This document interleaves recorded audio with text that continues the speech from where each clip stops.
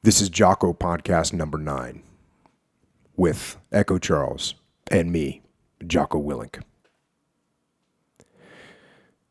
Perhaps I stabbed our Savior in his sacred helpless side, yet have called his name in blessing when in after times I died. Through the travail of the ages, midst the pomp and toil of war, have I fought and strove and perished countless times upon this star. I have sinned and I have suffered, played the hero and the knave, fought for belly, shame, or country, and for each have found a grave. So as through a glass and darkly, the age-long strife I see, where I fought in many guises, many names, but always me. So forever in the future shall I battle as of yore, dying to be born a fighter, but to die again once more. And that is a poem by General George S. Patton. And I've been thinking about the podcast and about the direction and about the things and about what we talk about and what I talk about. And I have been looking for a non-military book, for a book that talks about the same kind of things that I think about, but is not about war, because there's a very small population that are engaged in war, in real war. Yeah. So I've been looking for a book, and I've got a bunch of books that I enjoy and books that I like, and I've been looking for a good book that is not a war book. And I had some close ones, and maybe they'll make the cut. But we're not there yet. Because quite simply, war is at another level. It's not better, and it's not a good thing, and I don't worship war, but it is, in fact, the ultimate human struggle. Yeah. And as Judge Holden in the book Blood Meridian puts it, this is the nature of war, whose stake is at once the game and the authority and the justification. Seen so, war is the truest form of divination. It is the testing of one's will and the will of another within that larger will, which, because it binds them, is therefore forced to select. War is the ultimate game, because war is, at last, a forcing of the unity of existence. War is God. Now, I'm going to tell you, I'm not going to go into Blood Meridian tonight. Blood Meridian, I've talked about it on a couple occasions, and one day we will. And it's probably going to take multiple shows, and it's going to take research, but that is a heavy, heavy book that is thick with content and meaning and words that are powerful. Mm-hmm. And that's a tiny slice of Blood Meridian. And we will get to it at some point. And I actually get, people are always like, hey, do Blood Meridian, because there's a lot of people that take a lot of information, a lot of meaning from that book. But I'm not ready yet. I'm not. That's going to take... And it's the same thing with Shakespeare. People are like, hey, when are you going to do the Bard? Yeah. And it's the same thing. I want to be fully prepared, and I'm either going to do... maybe I won't be fully prepared to do the whole thing, but maybe we'll take chunks of Blood Meridian or some chunks of Shakespeare and start to try and digest them, because those are big meals. Now, that's why we're not talking about a business book tonight. That's why we're not talking about a business leader. That's why we're not talking about a sports leader. That's why we're not talking about a public figure that had to struggle through whatever to get to the top of the mountain that they were climbing. Or a mountain climber. We're not talking about that. We're talking about war. And like I said, war is not God like Judge Holden describes it in Blood Meridian, but it certainly is a powerful force, and it certainly is the ultimate struggle. The ultimate struggle for life against other humans that want to end your life, and that's it.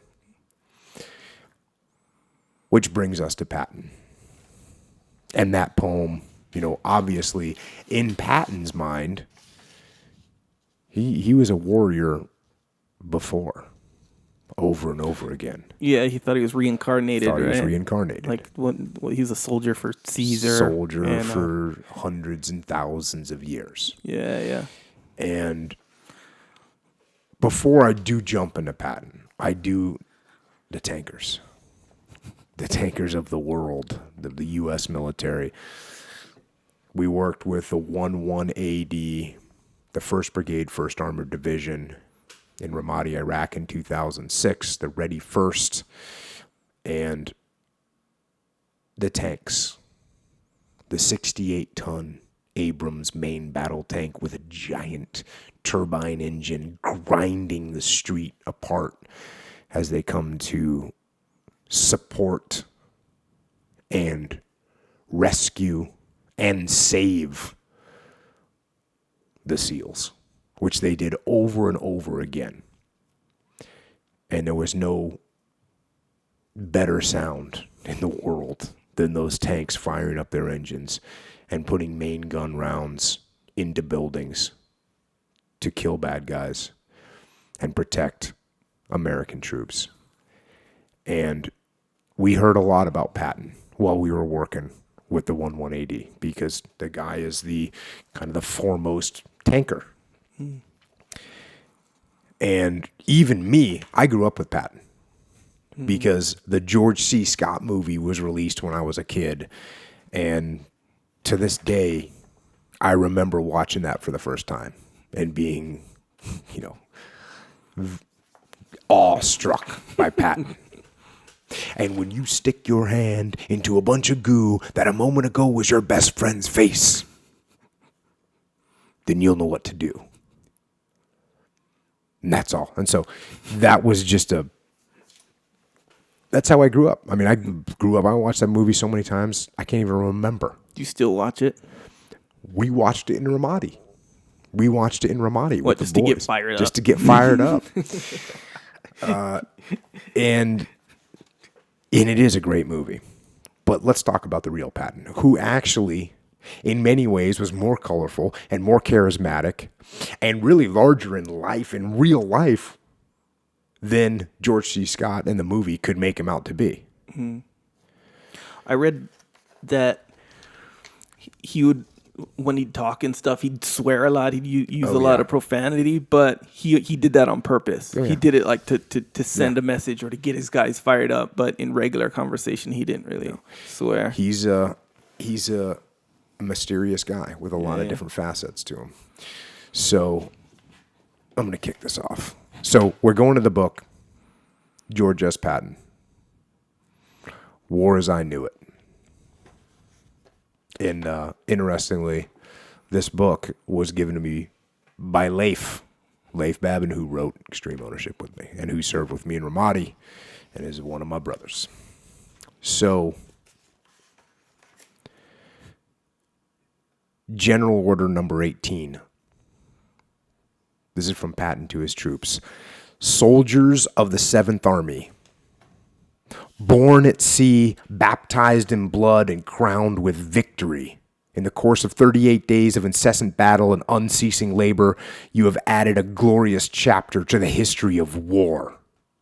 Pitted against the best Germans and Italians could offer, you have been unfailingly successful. The rapidity of your dash, which culminated in the capture of Palermo, was equaled by the dogged tenacity with which you stormed Trenia and captured Messina. Every man in the army deserves equal credit. The enduring valor of the infantry and the impetuous ferocity of the tanks were matched by the tireless clamor of our destroying guns. The engineers performed prodigies in the construction and maintenance of impossible roads over impassable country. The services of maintenance and supply performed a miracle. The signal corps laid over 10,000 miles of wire, and the medical department evacuated and cared for our sick and wounded. On all occasions, the Navy has given generous and gallant support.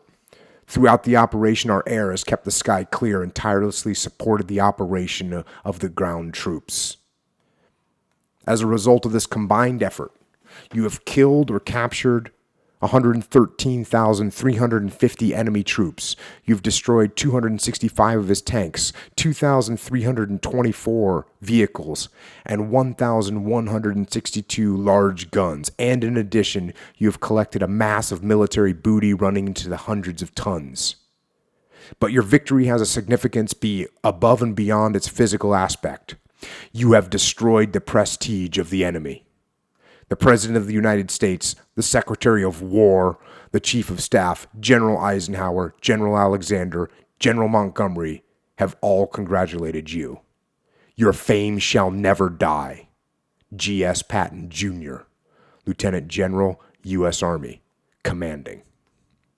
So you were talking about getting fired up and what he would do to get people fired up. Mm-hmm. There you have it. Yeah. Obviously a very skilled writer with great command of the language. Can you even imagine what you'd feel like hearing that addressed to you and your people, you and your troops, you and your brothers? Yeah, man. A little bit about Patton. Few military figures in history have laid siege to the public imagination more relentlessly than George S. Patton, Jr. Half a century after his exploits in North Africa, on Sicily, and across occupied Europe, his name still evokes the dash and brio of a cavalry charge. He is widely considered the best field commander in the American Army of World War II, and he is certainly one of the most feared by the Germans, who paid him the compliment before Normandy of massing defenses against a non-existent Army Patton group. By VE Day, in 1945, he commanded 18 divisions and 540,000 soldiers, a force comparable to the size of the American military at its peak in Vietnam. The New York Times declared in his obituary, "History has reached out and embraced General George Patton. His place is secure. He was not a man of peace." A man of peace he was not, but his legacy clearly transcends his military conquests. He was complex and contradictory, larger than life, and yet all too human. It is the Patton paradox that transfixes. And this is something that we've talked about before on this podcast, and it's something that I talk about all the time. And that is people's strengths can be their weaknesses. Mm-hmm. And you get a guy like Patton who's hyper-aggressive, and that actually ends up being a negative in some cases, even though it's extremely positive in others. Mm-hmm. Back to the book. A warlord fighting in the name of democracy. He was also an unrepentant, aristocratic snob. So this is a guy that, and they talk about this some more, but a guy that was like proud of soldiers, almost to a fault. He revered soldiers, and yet he's an aristocrat. Mm. His devotion to common soldiers bordered on reverence, yet his slapping of 2 enlisted men nearly caused him to sit out the war in disgrace, and we'll get into that a little bit more. He exuded confidence and relentless certitude. In truth, he was insecure and often confused. He was well-read, fluent in French, and as a wealthy child of privilege and the husband of an heiress, at home in society's most fashionable salons, he could also be crude, rude, and plain foolish. His humility seemed heartfelt, yet he acknowledged an overdeveloped personal ambition, and once confessed, "I don't like the dirt at all, except as a means to fame." So, like I said, this guy is a complex guy. This isn't a salt of the earth David Hackworth guy that you never got that from him. You never got that from like a guy like Hackworth. Yeah. That he had any sort of quest for glory. Yeah. He just the complete opposite. And that's why Patton for me is not a pure figure. You know? Not that I would really say that I can think of any pure figures, but he's definitely a very faulted leader, and which makes it good to learn from. And he had some amazing. I mean, obviously, here I am, a complete idiot loser sitting here calling, General George S. Patton saying he's a faulted leader. So don't get me wrong here. Yeah, the guy was unbelievably powerful leader, an incredible tactician and strategist. And it is very clear that he had some of those dichotomies that went a little bit too far in one way or the other.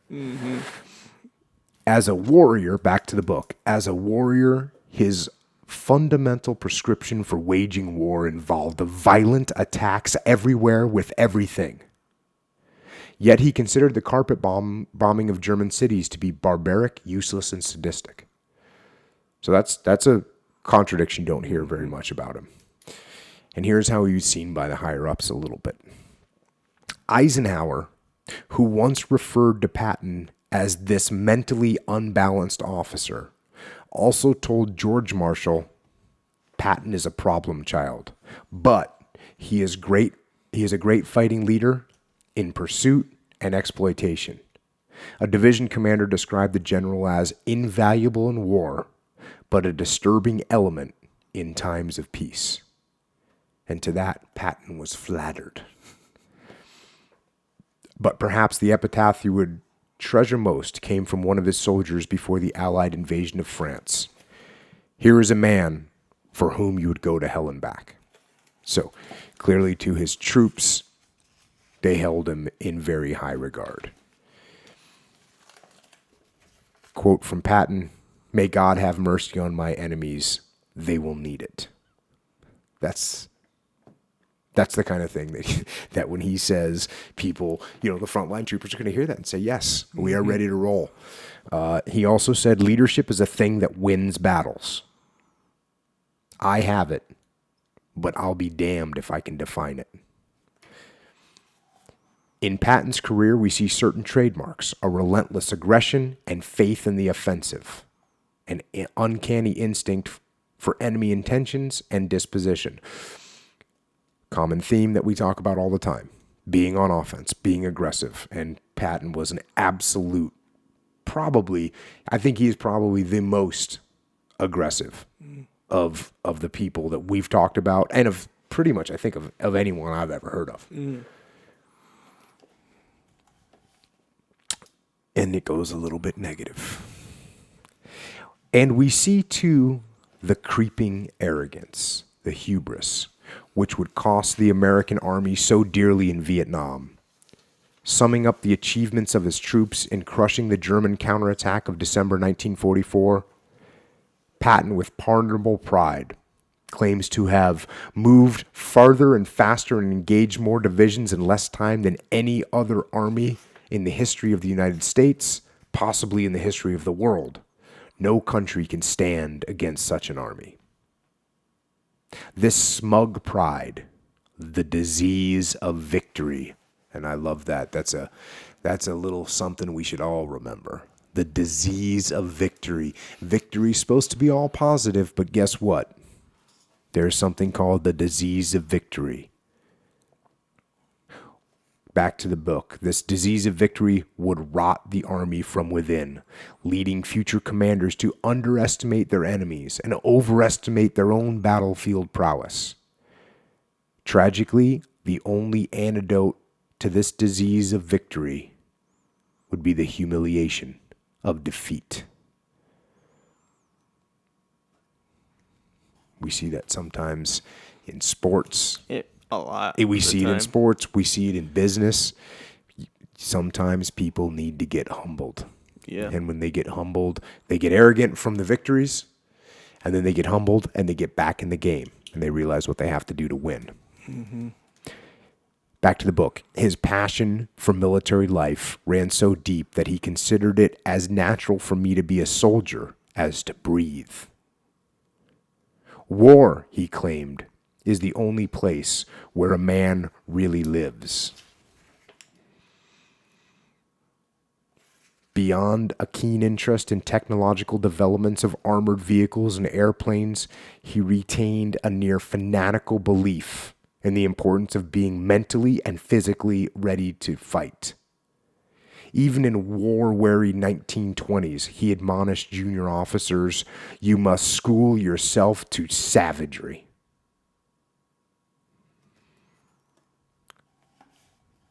And speaking of savagery, this is the slaps, when he slapped these young enlisted troopers. The infamous slaps heard round the world. Patton's memoir gives the episode short shrift, but it nearly wrecked his life. In early August, while visiting wounded troops on Sicily, the commander cuffed a soldier who had been diagnosed as suffering from battle fatigue. Patton called it cowardice. Further examination revealed the man had malaria and dysentery. A week later, Patton repeated his behavior with another soldier, and this time made motions to draw his pistol, as if to shoot the wretch. Patton publicly apologized, but remained privately unrepentant. Had other officers had the courage to do likewise, he wrote, the shameful use of battle fatigue as an excuse for cowardice would have been infinitely reduced.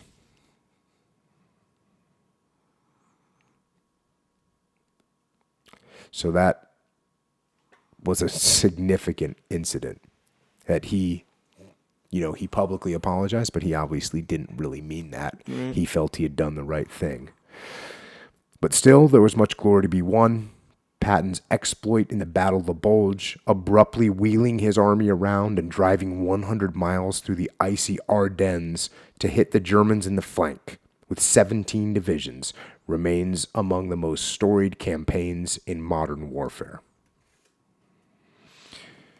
And then after the war, as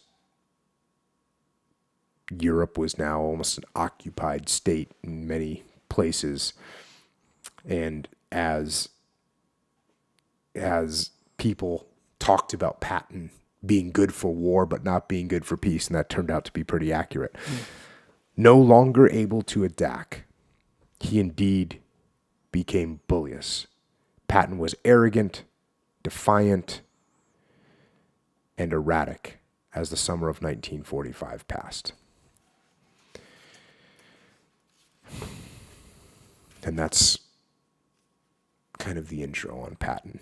Now, going back now to the beginning of the war, and one of his early journal entries. He says, "Have been giving everyone a simplified directive of war. Use steamroller strategy. That is, make up your mind on course and direction of action and stick to it. But in tactics, do not steamroller. Attack weakness. Hold them by the nose and kick them in the pants." This is something that we talk about all the time. It's flanking people. It's not going into their strengths and keep attacking their strengths. No, you attack their strengths to keep them occupied, but then you come around to the flank. It's in Jiu Jitsu, you attack the arm and you get the neck, or you attack the neck and you get the arm. Mm-hmm. In combat, it's flanking. That's what it is. And he was a master of this and pushed it very, very hard. Now, we can get into a little bit more of what he says are his reflections and suggestions. And if in this book, if you do end up getting this book, I'm basically skipping the war part. The entire book is about what he did and how he did it. And I'm skipping that. And I've said this before because I like to know about what they did and how they did it because that is important. But I like to know why they did it and what they were thinking and what principles they were following. And this book beautifully breaks it down. Again, it's written by him, but it breaks down what he was thinking and why he did take these actions and what his strategies and tactics were. And this is great because he starts off saying something that's very similar to what Leif and I say in the beginning of our book, which is like, we didn't invent this stuff. So here's General George S. Patton saying the same thing. Yeah. Probably there is nothing original in what I shall now put down, because war is an ancient subject, and I, an ancient man, have studied and practiced it for over 40 years. So what appears to me as original thought may be simply subconscious memories. So he's saying, I didn't necessarily think of all this. And Leif and I, in the beginning of our book, say the same thing. Concerning the soldier is the army. No army is better than its soldiers. The soldier is also a citizen. In fact, the highest obligation and privilege of citizenship is that of bearing arms for one's country. Hence, it is a privilege to be a soldier. A good soldier. To be a good soldier, a man must have discipline, self-respect, pride in his unit and his country, a high sense of duty and obligation to his comrades and to his superiors, and self-confidence born of demonstrated ability. His number one characteristic was discipline, which should come as no surprise. There has been and is now a great deal of talk about discipline, but few people in or out of the army know what it is or why it is necessary.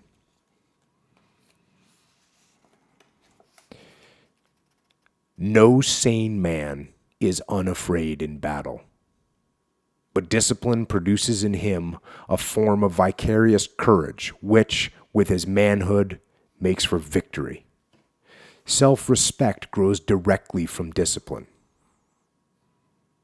Self-confidence, the greatest military virtue, results from the demonstrated ability derived from the acquisition of all the preceding qualities and from exercise in the use of weapons. So self-confidence comes from practice and skill, and that's derived from discipline. Discipline is clearly a subject we talk about quite a bit, and its importance in the military cannot be overstated. It really can't be. And I would go so far as to tell you that discipline's importance in life cannot be overstated. The root of all good characteristics is the discipline.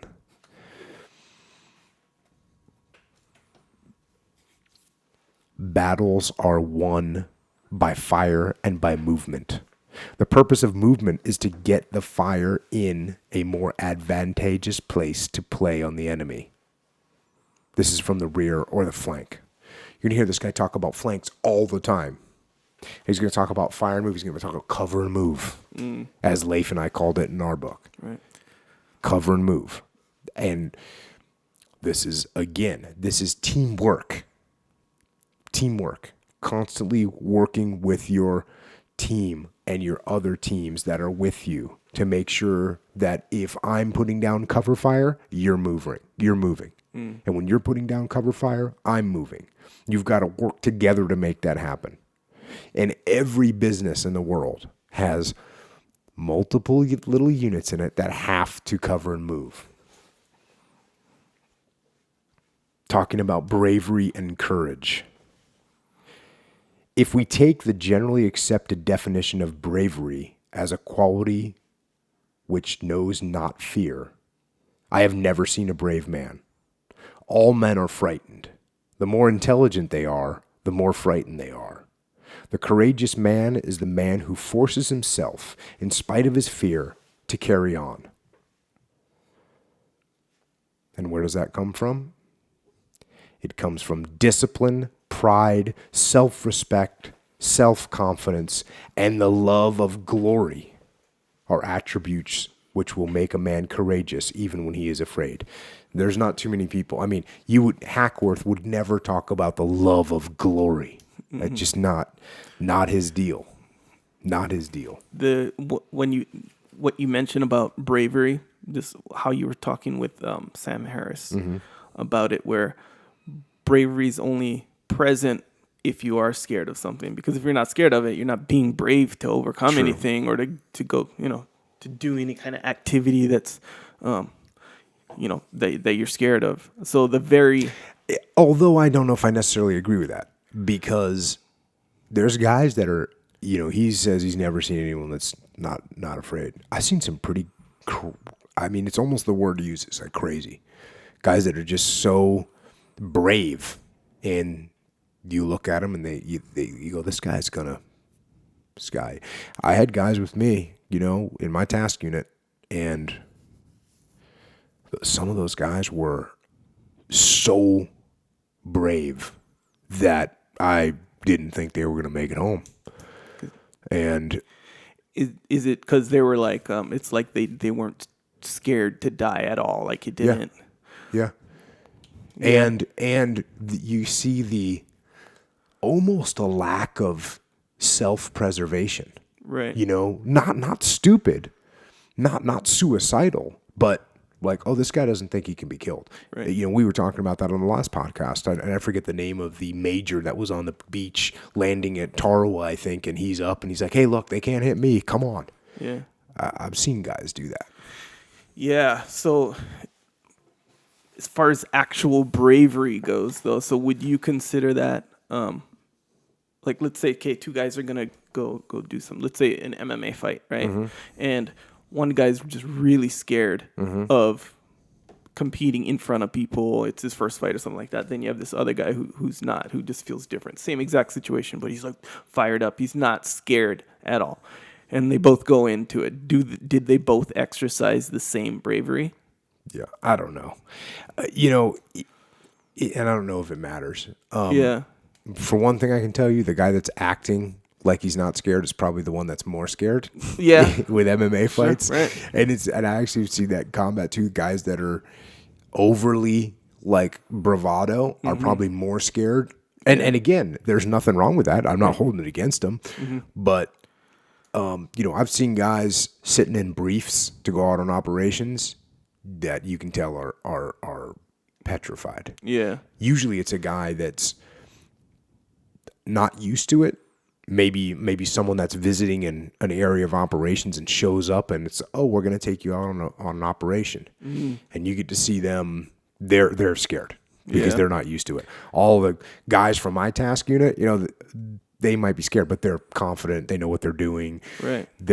They've put that fear aside over and over again. So it's not that big of a deal, but you see a guy dealing with that fear for the first time. Yeah. And it especially stands out because you got a bunch of confident guys that know, that understand the risks. So you can see their faces. Then you see like that guy that's come in from another area and is going to go out on operation and they're tapping their toes during the brief and they're looking around and they got to overcome that fear. And if they stay there for a few weeks, they'll get used to it too. Yeah. So it could kind of be looked at as just the act itself, whatever act, if it's understood as being. Yeah. Sam Harris's point was that it doesn't matter if there's a machine gun nest and you're horrified to go charge it and I'm not, and we both go charge it, and you just had to pretend that you weren't scared. It doesn't matter. You were still being brave. Right, right. And I didn't have to pretend, but I'm being brave. So it doesn't matter whether you're pretending or not. You're brave if you go. Right. Or maybe just to overcome or do something that's understood generally as being scary.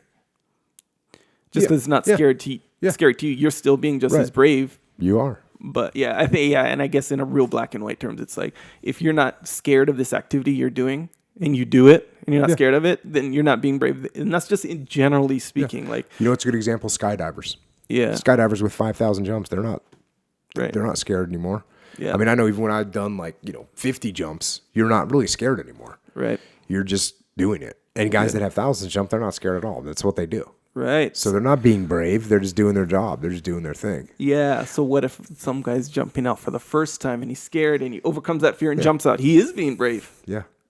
Right. So that's kind of the point. Yeah. So if I go outside and check the mail, I'm not being brave. No, you're not being brave. But what if there's like a tiger or something out there, Then and I you're really being brave. need that mail? That's pretty brave, right? Tigers, going after tigers, yeah, you're brave. Yeah. You're right. Section here, small unit tactics. And I was questioning whether I wanted to put this in there, but I know that I'm getting a lot of feedback from guys that are in the military, guys that are in SWAT, and this is something that I used to talk about, and I know it's true. Squads should seldom be split. So you want to keep your forces together as much as possible. However, if it is necessary to split a squad, be sure that the unit's separated as at least capable of mutual support. So this is something I used to hammer the SEALs about. If you get too far away from your other unit where you can't support them anymore, that's problematic now that other unit's alone. And that means that each unit that's separate should have the ability to support. It means it has to have some firepower and some strength. This means that the unit separated from the squad should have not fewer than 3 men. The squad possesses in itself weapons necessary for a base and fire and maneuvering element. This should be its invariable method of attack, but the squad leader should not spend so much time thinking which way he is going to envelop that he suffers casualties which would have been avoided had he attacked at once. So don't hesitate, don't sit around. When it's time to get it on, get it on. Patton's all about the taking action. Another small unit tactic. This is a short one. Always capture the highest terrain feature in your vicinity at once and stay on it. And that is something that we executed all the time in Ramadi. Get in the high ground, get in those buildings, find the 3-story building amongst the 2-story buildings, find the 2-story building amongst the 1-story buildings. Always looking for that high ground. In the rural areas, any kind of knoll, any kind of bump, anything that gives you the high ground is what you're looking for. And as I said last time, from an ethical and from a moral standpoint, High ground. take the high ground or the high ground will take you. Yeah. You got to watch out for that.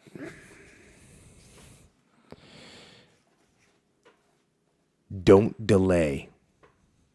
The best is the enemy of the good. And that's just a common saying now. The best is the enemy of the good. By this I mean that a good plan violently executed now is better than a perfect plan next week. War is a very simple thing, and the determining characteristics are self-confidence, speed, and audacity. None of these things can ever be perfect, but they can be good. He's talking about now general officers, meaning the senior leaders. And these apply to every leader, not just senior leaders. There are more tired division commanders than there are tired divisions. Tired officers are always pessimists. Remember this when evaluating reports. Generals must never show doubt, discouragement, or fatigue. Generals should always adhere to one type of dress so that soldiers will recognize them. They must always be very neat. And most importantly, from my perspective, I like what he says here. In cold weather, general officers must be careful not to appear to dress more warmly than the men. You don't want to do that. You don't want to be in the comfort zone when the boys are suffering. You look like you're debating that No. statement. I'm not debating. I was That's thinking about it. Because you're about to get shut down. I have a question. Send the question. So, let's say you're a boss, right? You have this office, and this office is like decked out. Mm-hmm. Meanwhile, everyone on your team, they have normal offices. Is that an example of what he's against? No, generally because you actually do have more work to do. You have to have meetings in your office, and it's interesting too because I didn't highlight it in this for this series, but they were saying that General Patton wasn't a 4-star general. He was a 28-star general because when he would put his full uniform on, he had 4 stars on his collar, on each collar, 4-star on each shoulder, 4 stars on the helmet, and 4 stars on each one of the handles of his pearl-handled pistol grip 45s. So the guy was like a little bit of, I mean, that's a showman, that's a diva, right? Yeah. So he didn't, he knew that there's a certain amount of showmanship to being in a leadership position. And that's sort of what he's talking about by being recognizable. I mean, he was very recognizable. He had stars all over his cars and everything. Yeah, so it's more like the comfort of battle. So yeah, but you could as a CEO, you could absolutely take that to the wrong level where you're, just living in total luxury and all your people are out and, cramped into cubicles. That, your folks would definitely look at you in a negative way. Yeah. But to have what's needed for the job, when I was TU commander, I had an office that was mine, and I had space in there to work. Right. But I wasn't, shipping in steaks for me to have every night while the men were eating right. MREs. Yeah. So you just got to be careful. Keep yourself in check a little bit. What about when you travel, you go first class, meanwhile you send your team and coach? That, once again, sometimes the boss is traveling in first class because when he lands, he's got to present. Mm-hmm. And he's got to be a little bit better rested. Sometimes the boss man is just sick of being cramped in the little tiny seats. Mm-hmm. But yeah, you got to keep that in check. And I'll tell you, when I worked for the Admiral of all the SEALs, we didn't fly first class. We were in the cheap seats. They are very careful about that. They don't want to think that the military elite is flying around first class. No, we were in the cheap seats, sitting in the back of Delta, eating peanuts. Yeah. Yeah, there's so many justifiable reasons in business, I think you would go along with that too. But you just got to use your judgment. You got to use your judgment and make sure that, everyone's wearing, a 10-year-old field jacket when it gets cold and you're wearing a brand new down and Gore-Tex jacket. Right. Your people are going to not respect you. Yeah. You can't just deck yourself out when the boys or the troopers are suffering. Yeah. Yeah, and how he mentioned how you mentioned what he's talking about, where it can be categorized as being recognizable. Right, so there's a lot of things, even stuff outside of just uniform, that a CEO, how he presents himself, that'll keep him recognizable. Yeah. For all these reasons, but I'm sure most of the time no one's perfect where they're gonna start doing it just because. But you do have to. And, there's good business leaders now that follow this type of lead. I mean, look at some of these new younger business leaders. They're not getting decked out. Yeah. When I saw a picture of the guy that runs Facebook. Mm-hmm. I saw a picture of his closet the other day. He's got like a bunch of gray T-shirts in there. Right. And he, from what I hear, I haven't been to the office or nothing. He doesn't have an office. There's this open space. Everyone's coding and stuff like that, and he's just cruising in there as well. So there's I guess there's all kinds of different. So people relate to him a little bit more. Yeah. Yeah. Yeah, I guess it would depend on the business as well. Yeah. However, this part is undebatable. A general officer who will invariably assume the responsibility for failure, whether he deserves it or not, and invariably gives credit for success to others, whether they deserve it or not, will achieve outstanding success. It's a little something that we call extreme ownership. That's the name of our book. It's someone that's taking ownership. Yeah. And this is George S. Patton. Sorry for jacking your ideas, George S. Patton. I think that's crazy how that was such a prominent idea back then. Yeah. Because growing up and I don't know, you never heard about that. I know. And when Leif and I presented this book to people, they don't say, "Oh, this is a very common theme that I've heard my whole life." No, they go, "This is outstanding." And we're saying the exact same thing that General George S. Patton's saying right here, which is obviously extremely important. Issuing orders. The best way to issue orders is by word of mouth from one general to the next. Failing this, telephone conversations, which should be recorded at each end. However, in order to have a confirmatory memorandum of all oral orders given, a short written order should always be made out, not necessarily at the time of issuing the order, but it should reach the junior prior to carrying out the order, so that if he has forgotten anything, he will be reminded of it. And further, in order that he may be aware that his senior has taken definite responsibility for the operation ordered orally. This is something that I used to do this all the time. If I had a conversation with my boss, I still do it to this day. If I have a conversation with someone and we talk about something, I'm following it up with a little email. Yeah. Because also oral conversations, people hear what they want to hear, and they might hear two different things. Right. You know, if I tell you, hey, we're going to record this podcast. Hey, can we record this podcast on Saturday? You're like, oh yeah, definitely. Does that mean we are? Does that mean in your mind you think we are? But I didn't come back, you know. So I just follow stuff up, and I used to do that in SEAL teams too. You know, I'd get an order, I'd have a conversation with someone that was either above me or below me or whatever. Yeah. I'd follow it up with an email of what I thought the conversation meant, and say, hey, just to confirm what we talked about, here's the 3 bullet points. I'm going to do this. You're going to do that. We're going to do this, and boom, it's done. And we have a document of it, and it exists, and that way we're confirmed. Yeah, and so how you bring up that example where if you say, hey, can we record a podcast on Saturday? Technically, that's a yes or no question. Like, yes, we can. Like, we have that ability. That's a no. You didn't schedule anything, technically. No. You said, so I could have taken it either way. You could be like, yeah, we can. And then I show up here at 8 and you're like, oh, yeah, I didn't know we were actually going to do it. Yeah. You just said, when I first started getting more hiring clients, it was immediately noticeable that was a common thing. They'd always follow up with an email right after. It helps so much, man. It does. You got to do it. It is I love this. It is my opinion that Army orders should not exceed 1.5 pages of typewritten text, and it was my practice not to issue orders longer than this. Usually they can be done on 1 page, and the back of the page is used for a sketch map. And my favorite part about this is, if you get someone that can't give you their orders in like a page, then that means their orders are too complicated. Yeah. That means they need to simplify their plan. Right.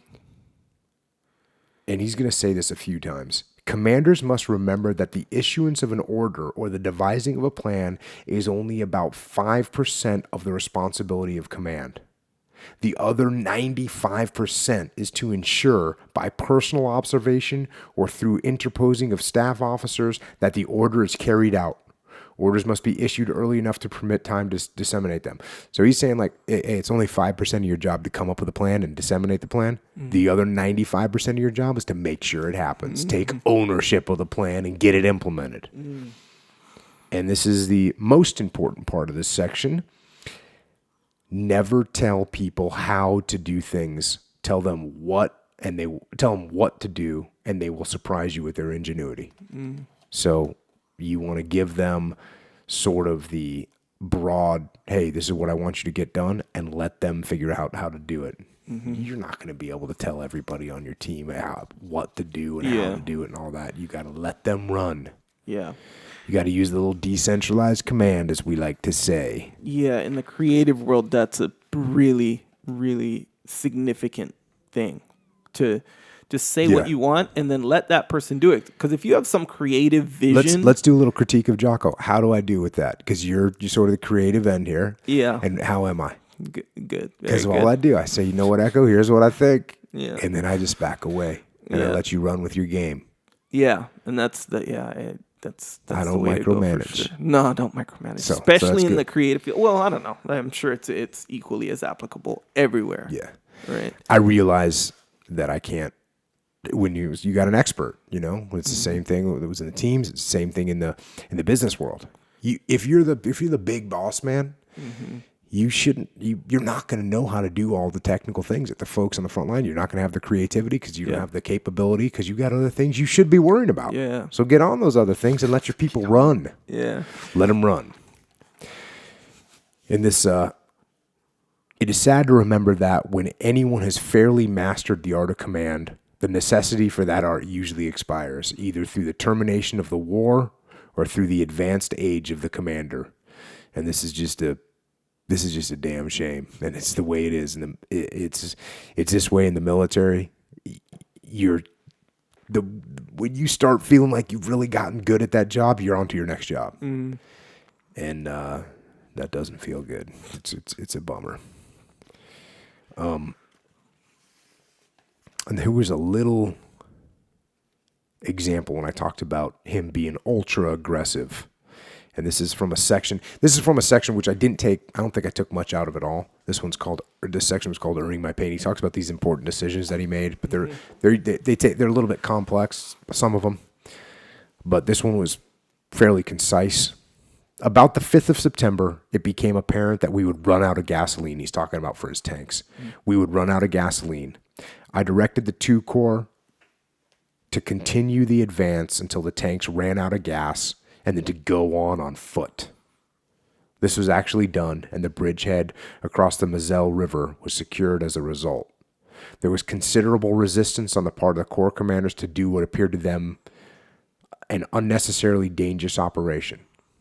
Its success again proved that it was not dangerous. So that's pretty aggressive. Hey, you drive until the tanks run out of gas. When the tanks run out of gas, get out of the tanks and walk. Yeah. That's pretty legit. We used to say, like, hey, in the SEAL teams, hey, we're going to take the boats.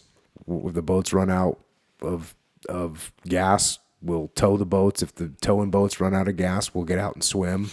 We'll keep going until we get it done. Letter of instruction number 2. So these are what this guy, and I love this. This is what this guy was writing as instructions to be handed out to all of his men. I mean, and this is documented. Yeah. So you wonder what Patton thinks about it? You don't have to wonder. It's right here. So here's his letter of instruction number 2. Discipline. There is only one sort of discipline, perfect discipline. Men cannot have good battle discipline and poor administrative discipline.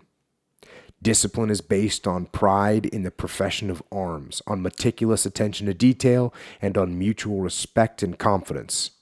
Discipline must be a habit so ingrained that it is stronger than the excitement of battle or the fear of death. And this is why it's every day and every decision that you make in keeping that discipline. And I actually have been hearing, I hear that that your willpower deteriorates, and I actually don't believe that. I think the more they say, you throughout the day, your willpower, if you test it too many times, it gets weaker and weaker. And I actually don't believe that. I actually believe it gets stronger. Mine gets stronger. The more I hold the line, the stronger the hold is, the better the grip is. And that's day by day, you think? Day by day. Day by day. And normally, it's all together. It's all grouped together. When you wake up early and you get your workout in, you just stay on track. You're like, you know what? I'm not going to eat that food that I don't need right now. I'm not, it's so much easier. But the day when you're like, I didn't work, I woke up late and I didn't get my workout done. And you know what? There's a donut, right? And you break down. Yeah. So you want to use the discipline. Discipline enforces discipline. Yeah. More discipline makes more discipline. Yeah. It kind of seems like that it would be just like any other exercise, right? You're exercising your discipline. So, I don't know, but maybe this is what that means when they say your willpower wears down. Let's say you're trying to stick to this diet, right? Mm-hmm. And you're going to be like, hey, I'm not going to let myself get too hungry, because when I let myself get too hungry, I know that donuts seem way more viable. Donuts are not viable. But, as far as the payoff, detriment, it's like basically, so if I test my willpower, I'm just saying throughout the span of a day or, however many hours when you start to get hungry. So they're saying, okay, so let's say you take your hunger to a certain point, then you say, you know what, I'm going to stay strong. Usually I eat way before this, but I'm real hungry. I really want those donuts, but you know what, I'm going to stick with it, right? And you have that one experience of taking your hunger to a certain point and still sticking to it. You do that. You let your hunger go on for even more. That's your willpower wearing down. But let's say you stuck to it, boom, and you stuck to it that day. Then the next day, you have experience going that far in your hunger, and you will be stronger and know how to deal with it. I actually disagree with you. I think that when you stay strong, you get stronger. And when you break, like how often does this happen? I'll just have one bite of that donut. For me, every single time. And then you have that one bite of what happens. Yeah, that donut's getting crushed. Every single one bite, 10 bites, same thing. So that's what I'm saying. Stay strong. Hold your discipline in place. Yeah, so to compare that to like a workout, right? So let's say I do a hard set of, push-ups. Mm-hmm. Then I do another hard set of push-ups. I'm going to be less strong on that second set, and I do another set. Yeah, you I can't keep compare testing the it, two. but the next day or the next week, I'm going to have benefits from that workout. Yeah. So it does reinforce. So the workout, the fatigue is that temporary fatigue. Then you recover from it, and then you're stronger in that way through that. But I experience. think the better example is like when you say no to the one bite, it's easier to say no to the whole donut. Yeah. When you say yes to the one bite, it's easier to say yes to the whole donut. So say no to donuts. Yeah. Keep your discipline intact. Yeah, man. Discipline, back to the book. Discipline can only be obtained when officers are so imbued with the sense of their awful obligation to their men and to their country that they cannot tolerate negligence. Officers who fail to correct errors or to praise excellence are valueless in peace and dangerous misfits in war.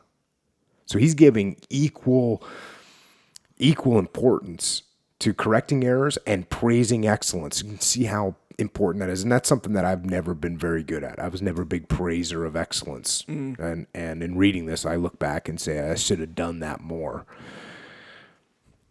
Officers must assert themselves by example and by voice. They must be preeminent in courage, deportment, and dress. One of the primary purposes of discipline is to produce alertness. A man who is so lethargic that he fails to salute will fall an easy victim to the enemy. So the discipline just keeps you on track. Combat experience has proven that ceremonies such as formal guard mounts, formal retreat formations, and regular and supervised reveille formations are a great help and in some cases essential to prepare men and officers for battle. To give them that perfect discipline, that smartness of appearance, that alertness, without which battles cannot be won. And this is something, the SEAL teams for sure are very undisciplined when it comes to uniforms, when it comes to march. I mean, we don't march. I mean, we barely can get in. Whenever a bunch of SEALs have to do something militaristic, it's usually we have to dumb it down and make it as easy as possible because we just don't do it enough. And I'm kind of stating that because we spend all of our time, when we're practicing for war, we're not doing anything ceremonial. We practice for war. So this is kind of a funny little dichotomy there, is that SEALs generally are not ready for military inspection, but they're ready for combat. So there's a little hypocritical item about that. Combat principles. Number 1, there is no approved solution to any tactical situation. Little theme of creativity coming back again. Yeah. There's no approved solution. You got to figure it out. There is only one tactical principle which is not subject to change. It is to use the means at hand to inflict the maximum amount of wounds, death, and destruction on the enemy in the minimum amount of time. That's a pretty simple and straightforward principle. And according to General Patton, it does not change. Battles are won by frightening the enemy.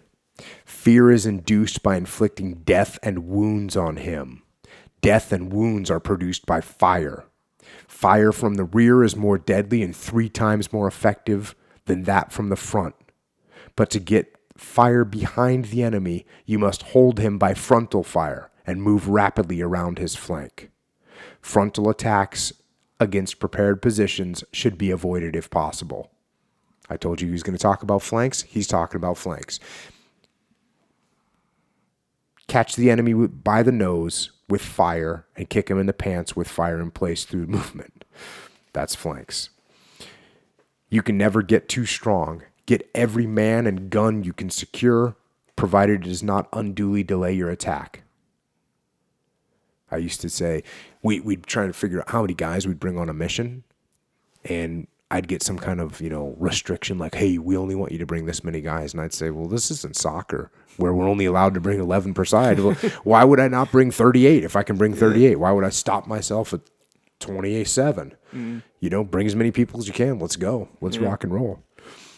The larger force and the more violence you use in the attack, whether it be men, tanks, or ammunition, the smaller will be your proportional losses.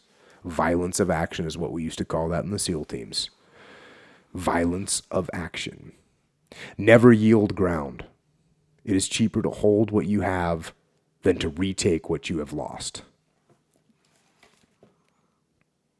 Never permit a unit to dig in until the final objective is reached. Then dig, wire, and mine. So you can't rest until you get to a good spot. This is a little statement I use a lot in Jiu Jitsu coaching, because people they get in a position and they rest before it's time to rest. Right. You gotta get the guard back. You've got to, if someone passes your guard, you don't settle there on your back and let them settle in and start to smash you. As soon as someone passes your guard, you're recovering. You don't settle down until you're back to a good position.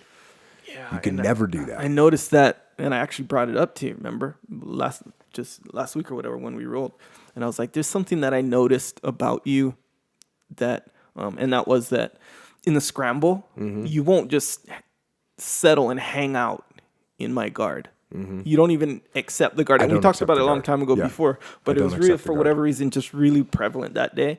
That, in the scramble, scramble goes on for, let's say, a longer time. Let's say the scramble goes on for 6 seconds, right? It's a pretty long scramble. So it seems like you still wouldn't...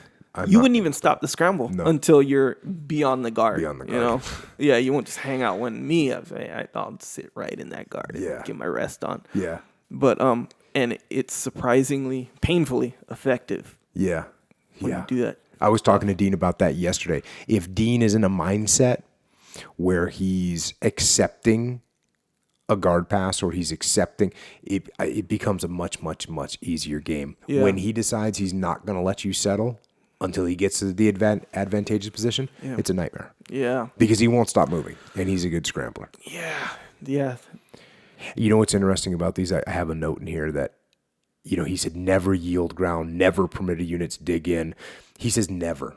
And that's something that I don't say. Right. Because it takes away the fact of what he said earlier about there's no written rule, there's no approved method. Right. You shouldn't use that word never, because sometimes you should yield ground. Right. And sometimes you should dig in even when the final objective is. So I know he's just being extreme, but it is, I did make a note of that to point out.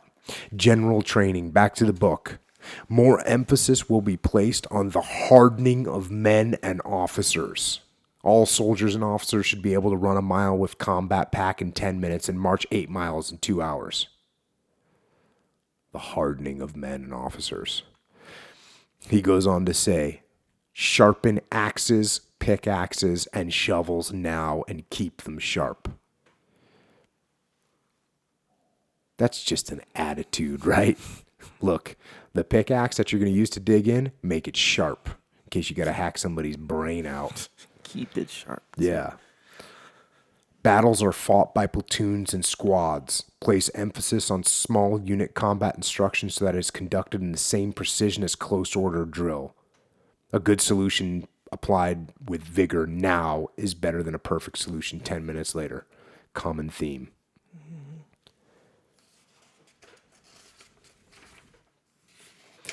Needless requirements. He's actually got a section here called needless requirements.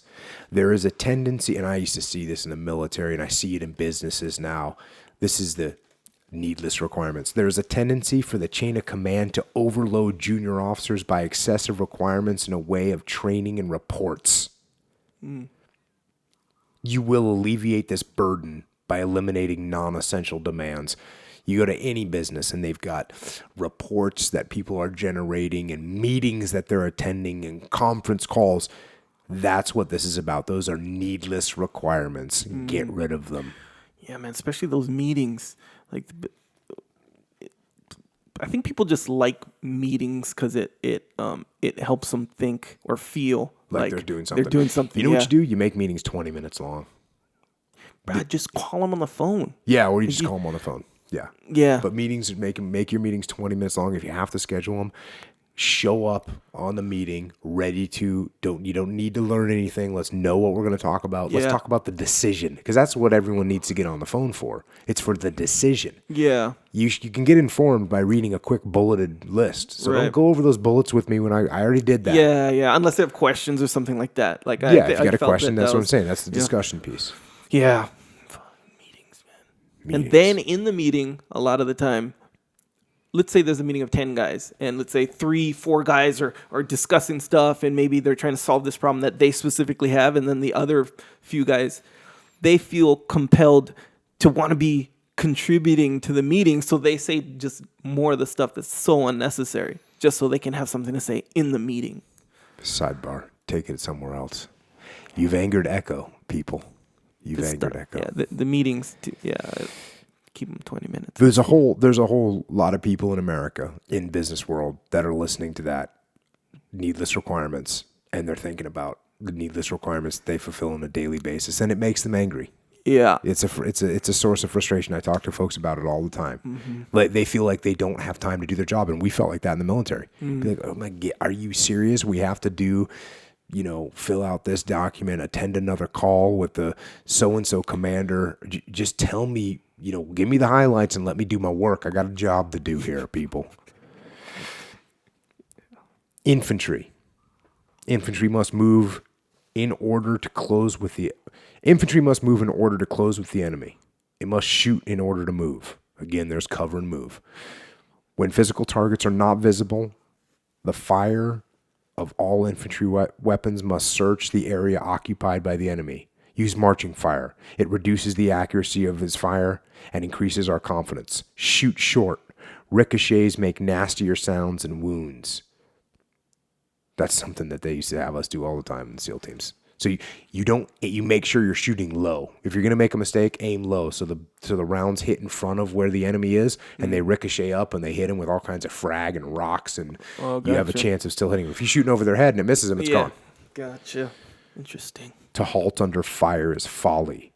To halt under fire and not fire back is suicide. And this is what we just talked about in Jiu Jitsu. Mm-hmm. To halt under fire, that's what you're doing. Yeah. When you let me keep scrambling, when you stop scrambling, that's when I'm going to get a little. Halting under fire. You're halting under fire, and guess what? It says here that is suicide. Move forward out of fire. Officers must set the example. Few men are killed by the bayonet. Many are scared by it. Bayonets should be fixed when the firefight starts. Bayonets must be sharpened by the individual soldier. The German hates the bayonet and is inferior to our men with it. Our men should know this. Little psychological warfare here. You got to sharpen your own bayonet. You're better at it than the enemy. Put that thing on the end of your gun when the firefight starts and get ready to get some. Yeah, that's General Patton right there, keeping it real. I wanted to work for General Patton. Mm-hmm. Care of men. Officers are responsible not only for the conduct of their men in battle, but also for their health and contentment when not fighting. An officer, and this is when we're going back to the CEO and how they act, an officer must be the last man to take shelter from fire and the first to move forward. Similarly, he must be the last man to look after his own comfort at the close of a march. He must see that his men are cared for. The officer must constantly interest himself in the rations of the men. He should know his men so well that any sign of sickness or nervous strain will be apparent to him, and he can take such action as may be necessary. Same thing we were talking about. Mm-hmm. And we're about to wrap this up here with a couple more. And I kind of saved the best for last, to be quite honest with you. Such as this right here. Command leadership. And this is actually another letter of instruction. So again, this is just what you want to know how General Patton thought. Here it is. His own words on what he wanted his men to know as they prepared for combat. leadership, full duty. Each in his appropriate sphere will lead in person. Any commander who fails to obtain his objective and who is not dead or severely wounded has not done his full duty.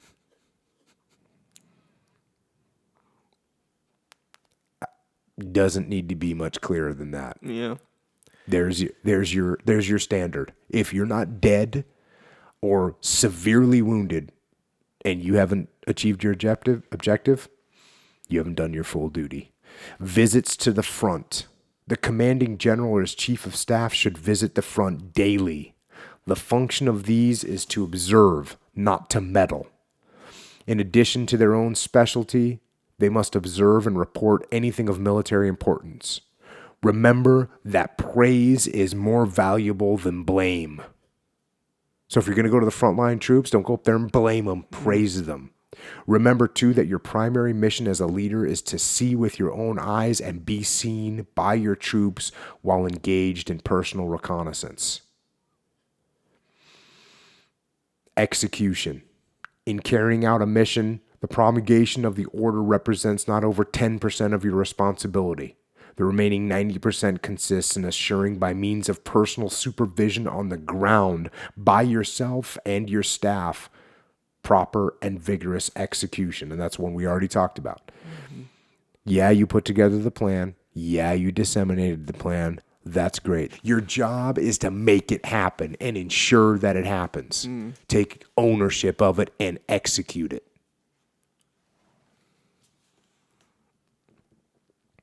Plans. Plans must be simple and flexible. Actually, they are only a form of data plane from which you build as necessity directs or opportunity offers. So he's saying that plan is just something to build off of, as necessity directs or opportunity offers. I got asked this the other day at an event. When do you know when it's time to change the plan? When when necessity directs or opportunity offers. That's when you make the change. Plans should be made by the people who are going to execute them. Formal orders. Formal orders will be preceded by letters of instruction and by personal conferences. In this way, the whole purpose of the operation will be made clear, together with the mission to be accomplished by each major unit. So he's saying the whole purpose of the operation will be made clear. So that if during combat communication breaks down, each commander can and must so act as to obtain the general objective. There you go. So if you understand what the overall broad mission is when we go out to attack, and all of a sudden you're separated from us, or you can't communicate with us anymore, or something happens and you need to make an adjustment to your plan, as long as you know what the broad mission is, the whole purpose of the operation, which later ended up being called the commander's intent. That's what we called it in the modern military. As long as you know what the commander's intent is, what the intent of the operation is, then you can execute on your own. You don't need any more direction from me. Yep. Go and make it happen. Keep your own orders short. Get them out in time. Issue them personally by voice when you can. Keep troops informed. Use every means before and after combat to tell the troops what they are going to do, and what they have done. Reiterating, discipline. There is only one kind of discipline, perfect discipline. If you do not enforce and maintain discipline, you are potential murderers. You must set the example. Condition. High physical condition is vital to victory. We talked about that, and we talk about that all the time. Your physical conditioning. High physical condition is vital to victory. There are more tired corps and division commanders than there are tired corps and divisions. Fatigue makes cowards of us all. Men in condition do not tire. So you got to be in shape. And here's the close, and this is the last one, and it's the shortest one. And it's probably the most important one to remember from General Patton. Courage. Do not take counsel of your fears. And that's it. That's what he had to say about courage to all of his troops as they embarked on this intense combat day after day, week after week. You want to know what you do with your fear? Do not take counsel of your fears. No vote. They don't get a vote. Your fears don't get a vote. So next time you feel that fear, no matter what it is, it's pretty easy. You don't take counsel of it. They get no vote. That's General Patton. Great book.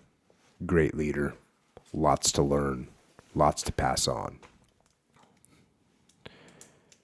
War as I knew it. Questions from the interwebs. Yeah. First question. Jocko Willink, is BJJ really practical for street defense where there are no rules? My understanding is that it doesn't fare well against knives and multiple attackers compared to something like Krav Maga, Muay Thai, boxing. So this is a good question, obviously. And it's a question that we get a lot. I get a lot. I actually did a video. We did a video like this, and Tim Ferriss put it out. So you can look for that if you kind of want to hear another version of this. Maybe we could link to it on Jocko Podcast. I think we can do that, yeah. Excellent. Okay, so self-defense. We're talking about true self-defense here. First and foremost, most important thing, and I actually didn't say this on the last video, but I should say it now, is situational awareness and putting yourself in good situations where bad things are not going to happen to you, and doing that to the best of your ability and being aware of your surroundings. That's the very important first step in self-defense. Second, guns. If you are a person that really needs to defend yourself and you live in a horrible area and there's violent people around and you might be a very small person, or you might be elderly, or you might have some sort of a physical limitation, then how you're going to defend yourself is using guns, using a gun. So, I mean, that's just the way it is. Now, okay, so that being said, maybe you can't have a gun, maybe you don't have a gun, and you don't always want to have to pull a gun out. Even though a gun is a great deterrent. And most people, if they see that you have a gun, are not going to want to fight you anymore. But obviously, you can't be just yanking a gun out at anything that happens, and you don't always have them with you. For instance, in certain places, you're not allowed to have a gun. Certain states, you're not allowed to have a gun. In the water, if you're surfing, you're not allowed to have a gun. So, what do? How does Jiu Jitsu stack up against these other martial arts? I say that you should learn Jiu Jitsu first. It should be the first martial art that you try and learn to defend yourself. And there's a reason for that. There's a bunch of reasons for that. Number one, and it's sort of a base reason, but Jiu Jitsu is probably the most complex to learn. It's the most three-dimensional martial art. It's not linear. It's very three-dimensional. There's a ton to learn, and it's infinite in what you can learn. So you want to get into it early because it's going to take longer to learn. But that's actually a secondary reason. The primary reason to learn Jiu Jitsu first is because of the nature of self-defense situations. So, we are born with our primary form of self-defense, and we learn it from a very young age.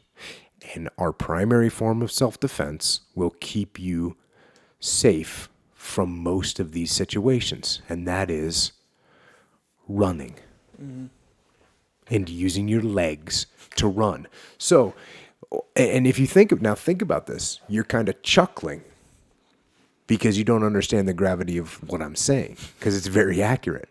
So listen, we're talking about self-defense. We're not talking about offense. We're talking about defense. How do you stay safe? Yeah. So if I square off with you and I want to fight and punch you, run away. I'm not holding on to you. Right. I run away. If there's me and 3 of my friends, run away. If I have a knife and I'm going to try and stab you, run away. Mm-hmm. So all these kind of attacks, they're a disconnected attack. I'm not holding on to you. Mm-hmm. So run away from me. Get out of there. Run into a public place. Run to where there's other people that can help you. Yep. Run. Where this changes is when somebody grabs a hold of you. Mm-hmm. When somebody grabs a hold of you, you can no longer run away. And you have to be able to make them ungrab you, let go of you. Yeah. And how do you do that? You do that by knowing how to grapple. And grappling is jiu-jitsu. So that is why the first thing you should learn is jiu-jitsu. Because if someone's not grabbing a hold of you, run away from them. If someone's trying to square off and go toe-to-toe with you, run away from them. If there's 5 guys that want to fight you, run away from them. If someone pulls out a knife on you, run. Mm-hmm. But here's the deal. If that person knocks you down and gets on top of you, you can't run anymore. So what do you have to do? You have to grapple them, and you have to know jiu-jitsu to get them up and off of you and get away from them, or submit them and put them to sleep, or break their arm. Mm-hmm. That is why you should start with jiu-jitsu. Pretty straightforward. Agreed. Once you know jiu-jitsu, absolutely. Learn Muay Thai. Learn wrestling. Learn boxing. Learn Krav Maga. Learn Eskrima. And learn everything you can about fighting. Do it, of course. But set your base with the one that you're going to need if somebody grabs you. And that's jiu-jitsu. The other thing about jiu-jitsu is it's pretty easy to add in some of these other more animalistic self-defense situations. So if somebody grabs you and pulls you to the ground and you want to get away from them, you need to know your body positions, but it's pretty easy to decide you're going to bite their ear off, or take a big chunk out of their face with your teeth, right, or jam your fingers into their eyes. It's not hard to augment that stuff. Yeah.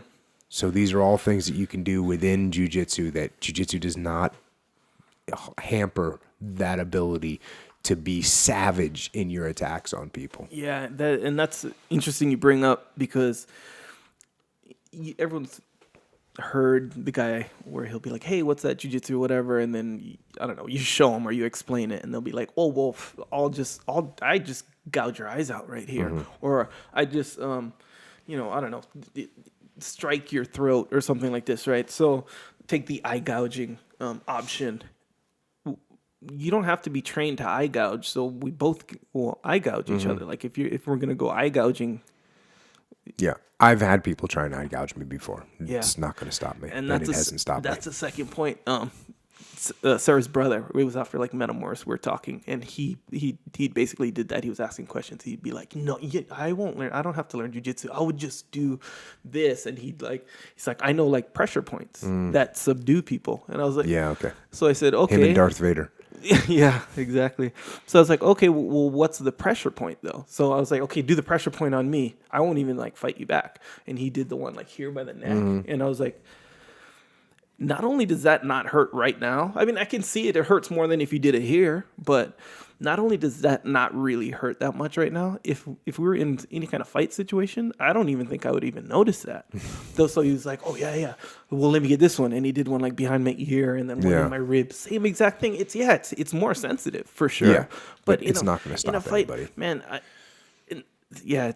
it simply does not work. But the jiu-jitsu, if you know jiu-jitsu, you can still do all those things if you want to do it, but you don't even have to. Yeah, because you're going to put them to sleep. Yeah. And I would say even, in my opinion, more accurately, jiu-jitsu will help you or it'll give you the ability to control the fight. Oh, for sure. So you can, like if you, jiu-jitsu, you're not going to learn how to throw like a sick left hook or nothing like that. You're not going to learn that. But you'll control the fight where if you want to punch someone, you'll be in the perfect position to punch them. No matter how much punching training you have. You can have no punching training. You can just, I don't know, just throw your fist at them in whatever capacity. It'll be way more effective when you know jiu-jitsu. And that goes for any other one of these moves that people say they'll do if you do jiu-jitsu on them. Yeah. You know, you're the one going to control the fight. I've with tried jiu-jitsu. all those people have come to me and I've gone through them all. It's Yeah. no factor. The pressure points, the this, the that. It doesn't work. Yeah. Sorry to tell you.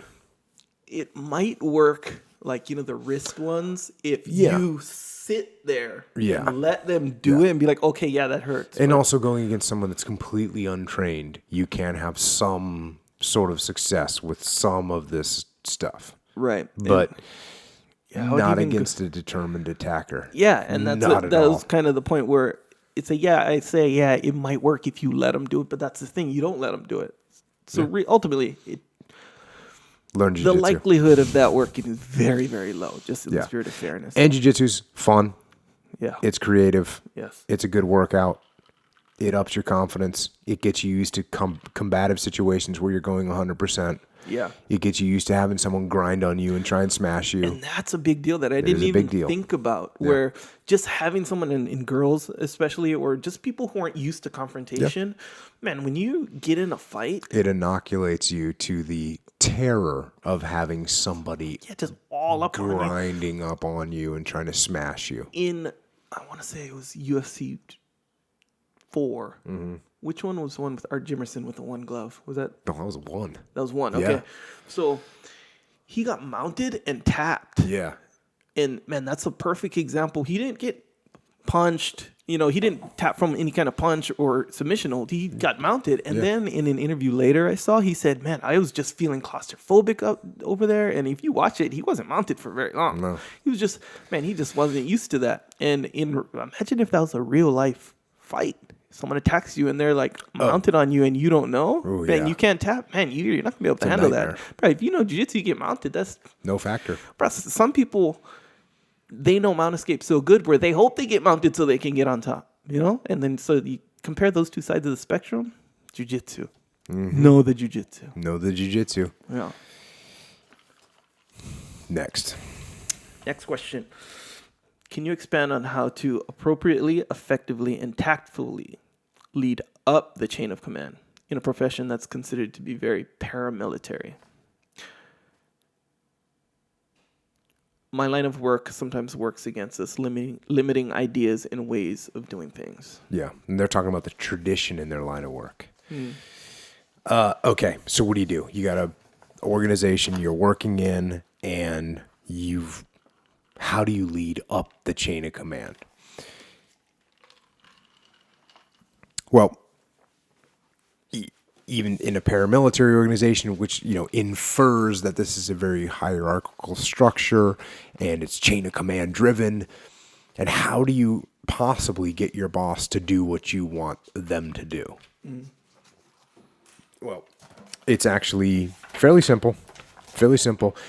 Not easy, but simple. It is hard to do. It does take a lot more. It does take a lot of tact. Takes a lot of patience. So number one, you got to build trust. You got to build trust with the people that are above you in the chain of command. You got to build a relationship. You got to be proactive. You got to stay ahead. When I joined the military, One day I just told my dad, hey, by the way, I enlisted in the Navy. I'll be gone in 3 weeks or whatever. My dad just looked at me and shook his head and he says, you're going to hate the military because you hate authority. You don't listen to anybody.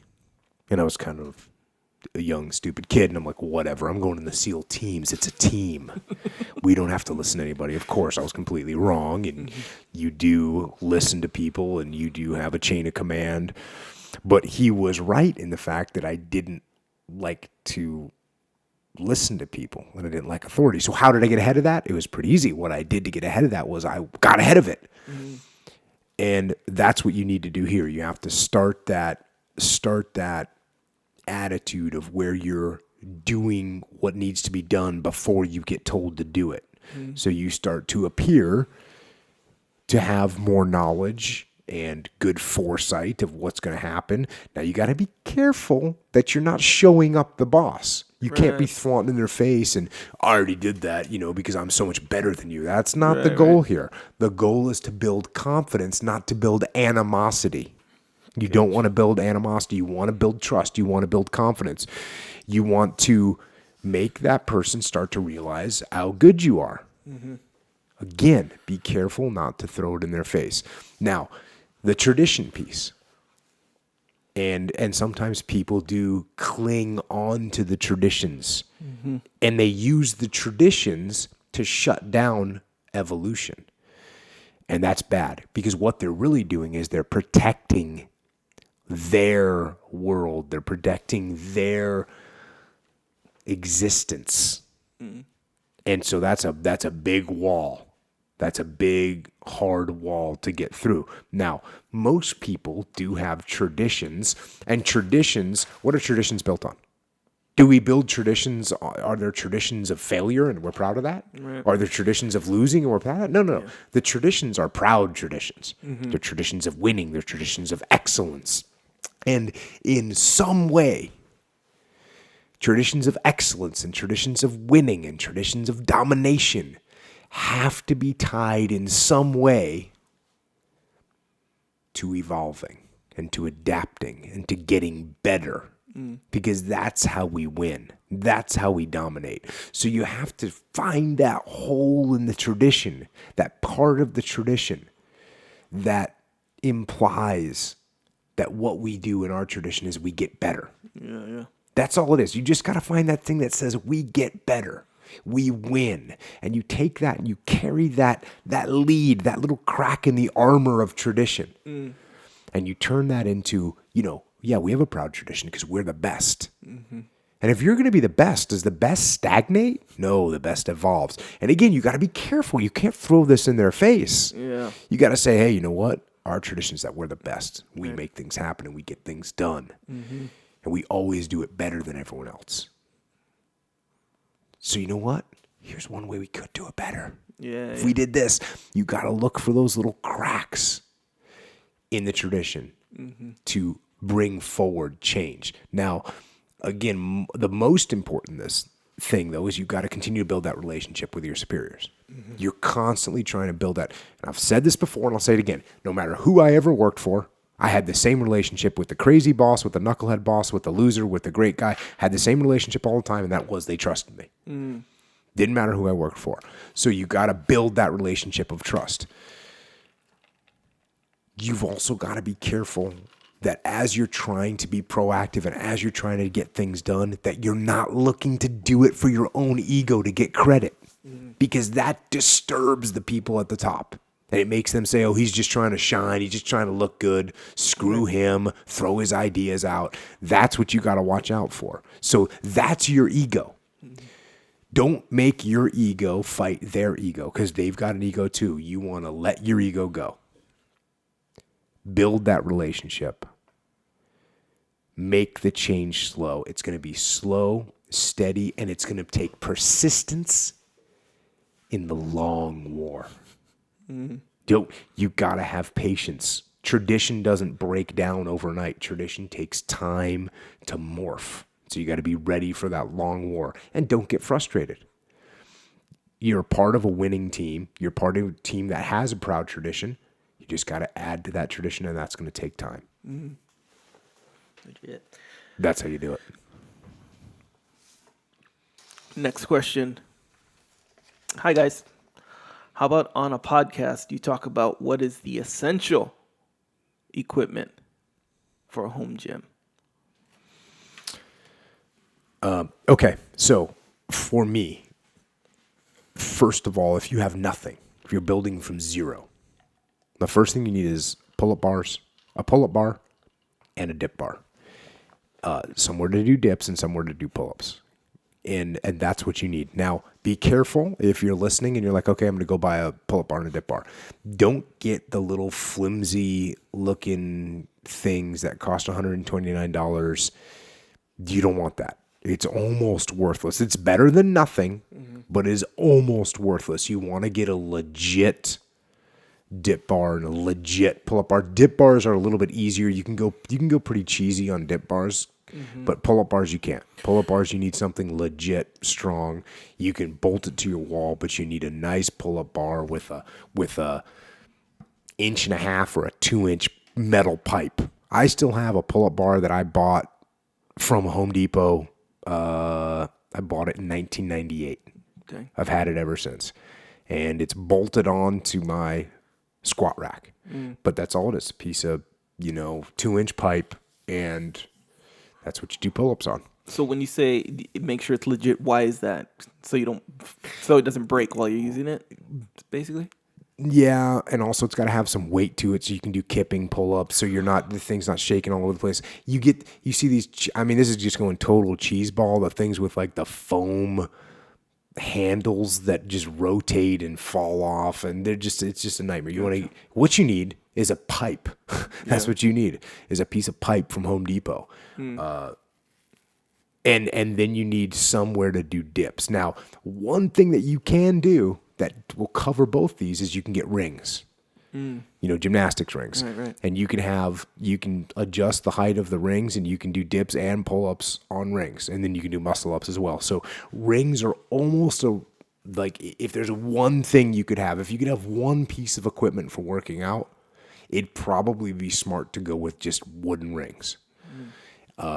Because they are that flexible and you can do that much different stuff. You can do dips, you can do muscle-ups, you can do pull-ups, you can do push-ups.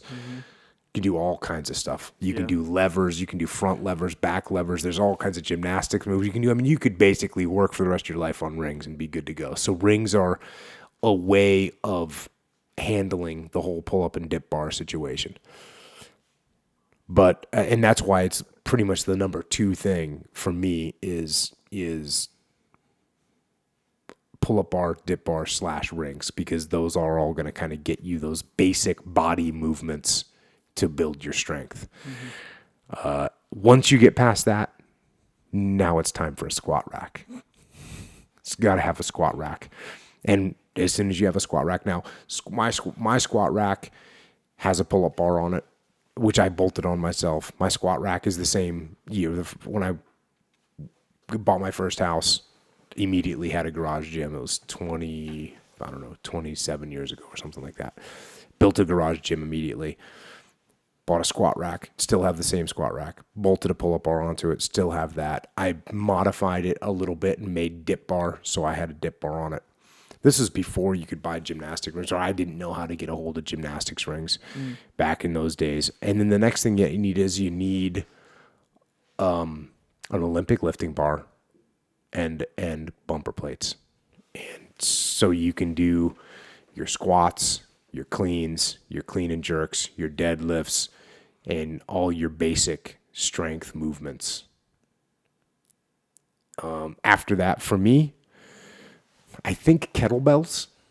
So now you can do your swings, you can do your farmer's walks, you can do your snatches, there's a ton of exercises, Turkish get-ups. There's a ton of exercises that you can do there that kettlebells now add to the situation.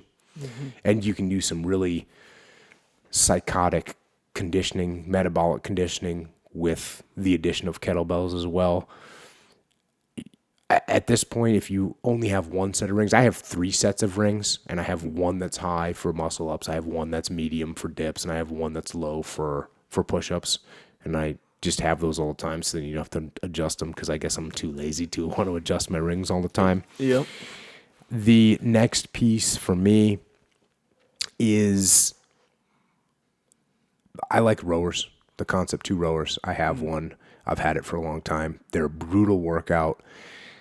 I think that you can just destroy yourself very easily and very quickly. And I think like an Airdyne or an Air Assault type bike, I don't have one of those. I'm probably going to get one very soon, but I think those are outstanding as well. I didn't say jump rope earlier. That's another good kind of cardio, kind of Metcon, kind of get after it. And then maybe some medicine balls. And after that, I mean, I think, the question was essential equipment. To me, that's sort of my list. Yeah. And then from there, it just becomes fun. It becomes what kind of other implements can I bring into the situation that are going to eliminate boredom, increase creativity, increase dynamic and functional movement. And I think these are pretty good. And this is all stuff that's pretty common nowadays. There's a bunch of different places to get it and make it happen. Yeah, especially when you kind of start with kind of one thing and you slowly just add on. Yeah. And essential, that's kind of a complex question anyway to begin with, and you did say for you, right? So it depends on what kind of gym you're doing, like what kind of results you want, So well, if you're everyone that's listening to this podcast wants to just peak physical conditioning in a broad array of environments and tasks. right, I would assume that as well, but it's not necessarily a fact. So, like, I'm just saying if they have different goals, But name a it's goal. gonna look different. Name a goal that won't be covered by this. You can't If they do want to it. get their bench up, Okay, that's one. you need a bench for that. If you want to get your bench up, you need a bench. Yeah, I think your list was pretty elaborate because just my opinion. Oh, because you're going to break it down because you're like a minimalist over here when it comes to working out? No. Let's hear it, minimalist. Well, essential equipment, right? I would say it depends. So yeah, okay. It doesn't depend. If you want, yes, it depends on what results you want. So if you just want to be a bodybuilder with big muscles, go to listen to a different podcast. Right, that's not the question, though. The question The people that are asking these questions are listening to this podcast. They're into physical fitness. They want to be healthy. They want to be jiu-jitsu players. They want to be fighters. They want to be able to functionally move well. They want to stay healthy. They're not just getting their bodybuilder on. Okay, that still is an assumption, though. But yes, it's a correct assumption. For the sake of efficiency, I'm going to go ahead and I'm going to let you, I'll tell you what. make that assumption as well. 1 minute to complete your list. No. It's not about completing the list. I was going to elaborate a little bit more, but no, I think that I actually agree with you. You don't have any elaboration. There's one more thing. You probably added a bench on there. Yeah. Is that what you'd add on? Anything else? Yeah, or anything that would facilitate the same thing a bench would facilitate. Other than that, it's pretty good list, I think. Yeah, I think that's that's a big time list. I think that's the deluxe list, though, man. I think you could cut a few of those off and still get good results. It's an escalation, though. Yeah. If someone's listening right now and they're like, you know what, I'm going to go get in shape. First thing you do is get a set of rings that you can do pull-ups. That's number one. Yeah, gotcha. Then you can get a squat rack. The squat rack's going to come with a pull-up bar and a dip bar somehow, so you're good there.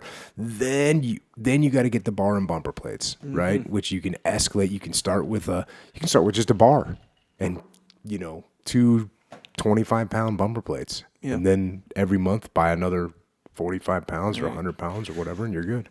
After you see those gains, after you start jacking the big steel. Here's the thing, though, about home gyms.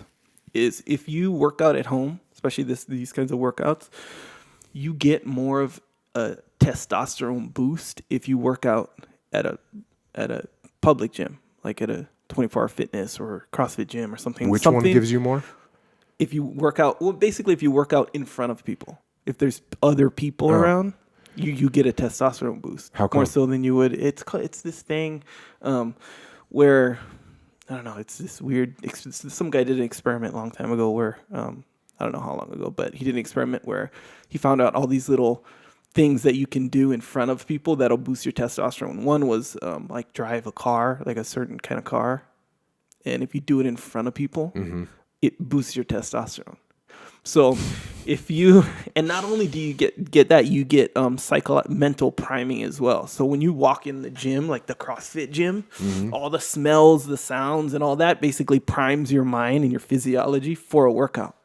So I'll tell you, at home, I mean, I'm sure you could do that.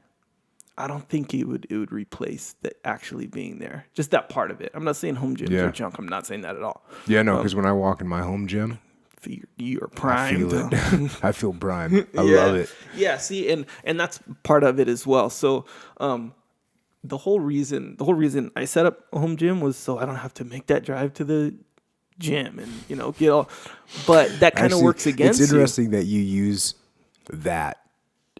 Like I say, hey, I have a home gym, so I can just be alone in the cavern of doom and just get after it, and no one will bother me, and I can be alone in my world of pain, improving myself. Yeah, and you did it because you're too lazy to go to the gym. Yeah, to make that drive, it's just more of a pain. I can save some time. Yeah, right. Which it is an efficiency thing for sure. Yeah, but that efficiency thing can depends on who you are. Yeah, it'll backfire. Like for example, I'll be like, hey, I don't have to.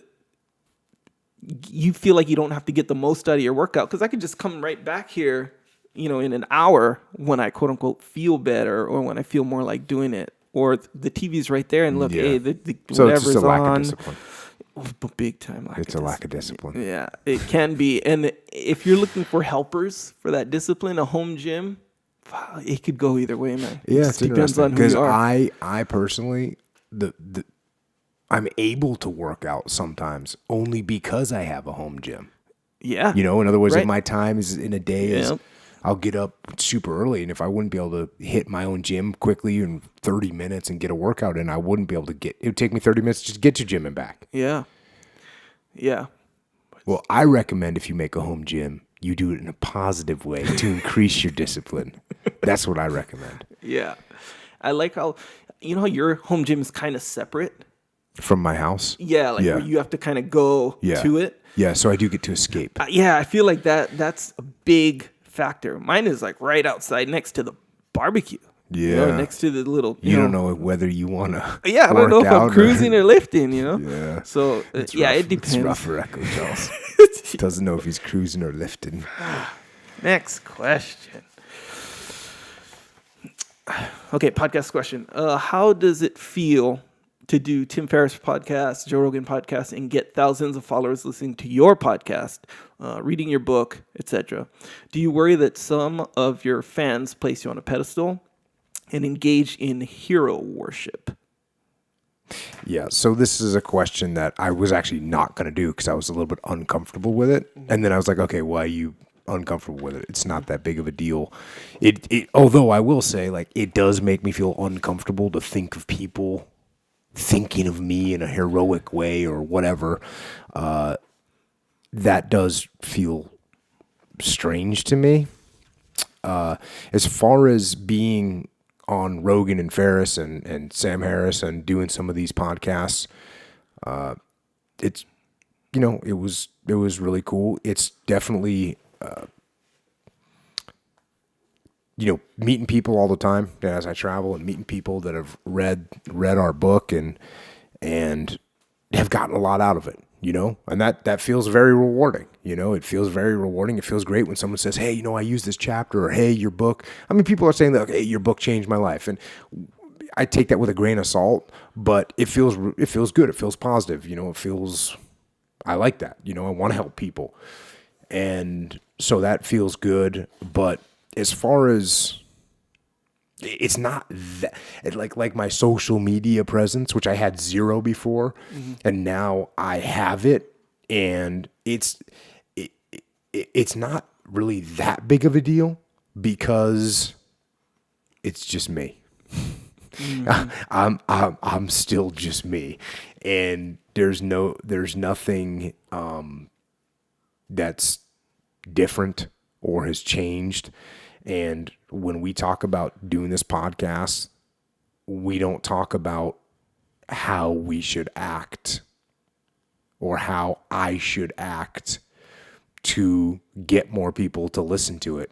Right. I'm only doing what I'm doing because this is me. Yeah. And I'm not going to be different in order to achieve anything else. I'm only going to be who I am. And that's why the thought of people putting me on a pedestal or whatever,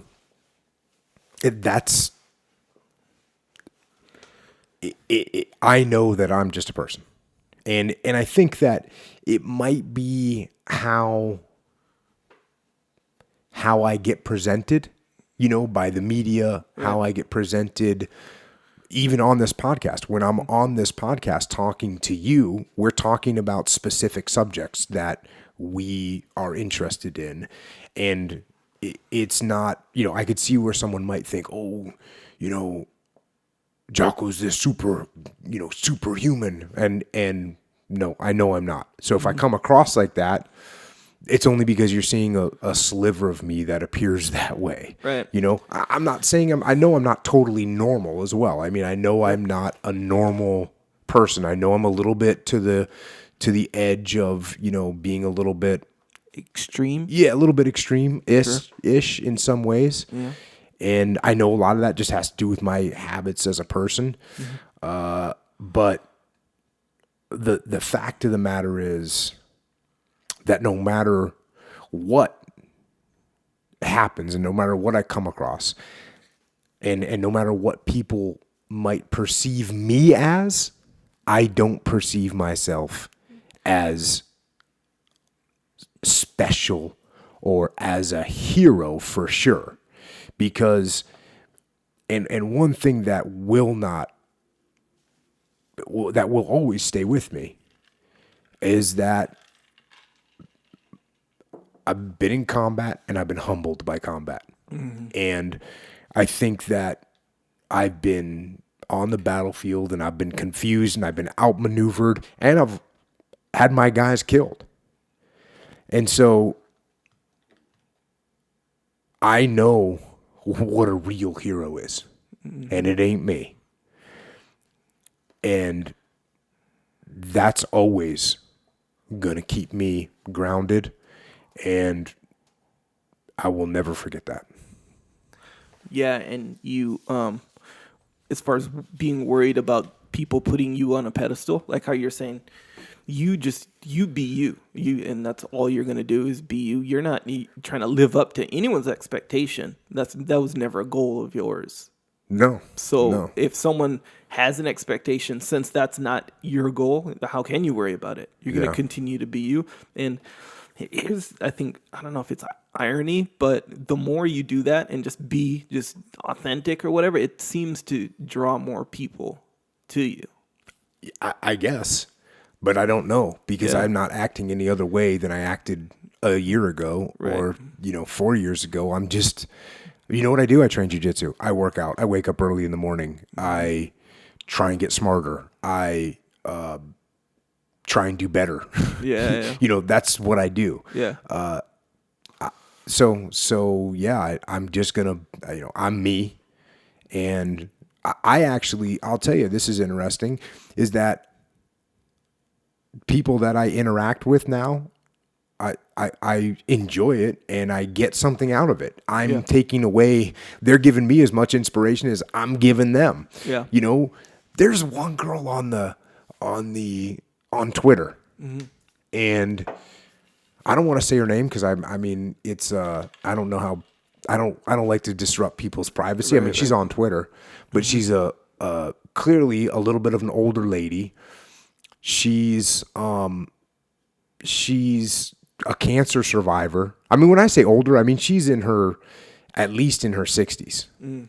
And she put a picture on the internet the other day on Twitter of her at the gym, and she's got, like a kettlebell, a medicine ball, and an oxygen tank. In the game. Cause she's in there working out. Yeah. And I got to bring my oxygen tank because of, I don't know specifically why, mm-hmm. but hey man, if she can bring an oxygen tank to the gym and get after it at, age 65 or 70, that's inspiring. And I can get up and get after it and do my piece just at least just as well as she could. And so I think that's what's been interesting about this is seeing other people that are fired up.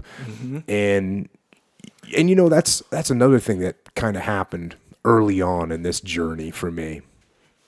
I have not a bunch of friends, but one of my friends who's a SEAL, when I was just about, I think I had recorded the Tim Ferriss podcast, and I knew it was going to be released, and I knew it was going to be heard by people.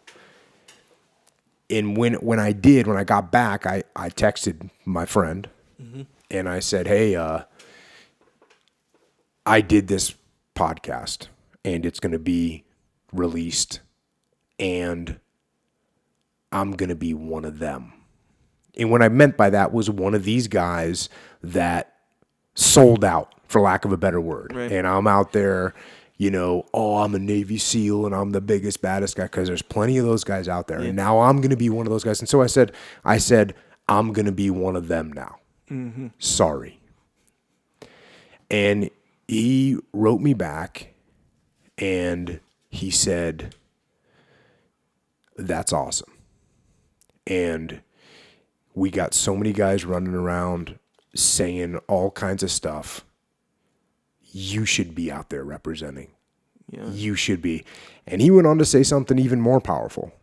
And he said, you know what? There's a lot of people in this world that need a role model, that need a dad.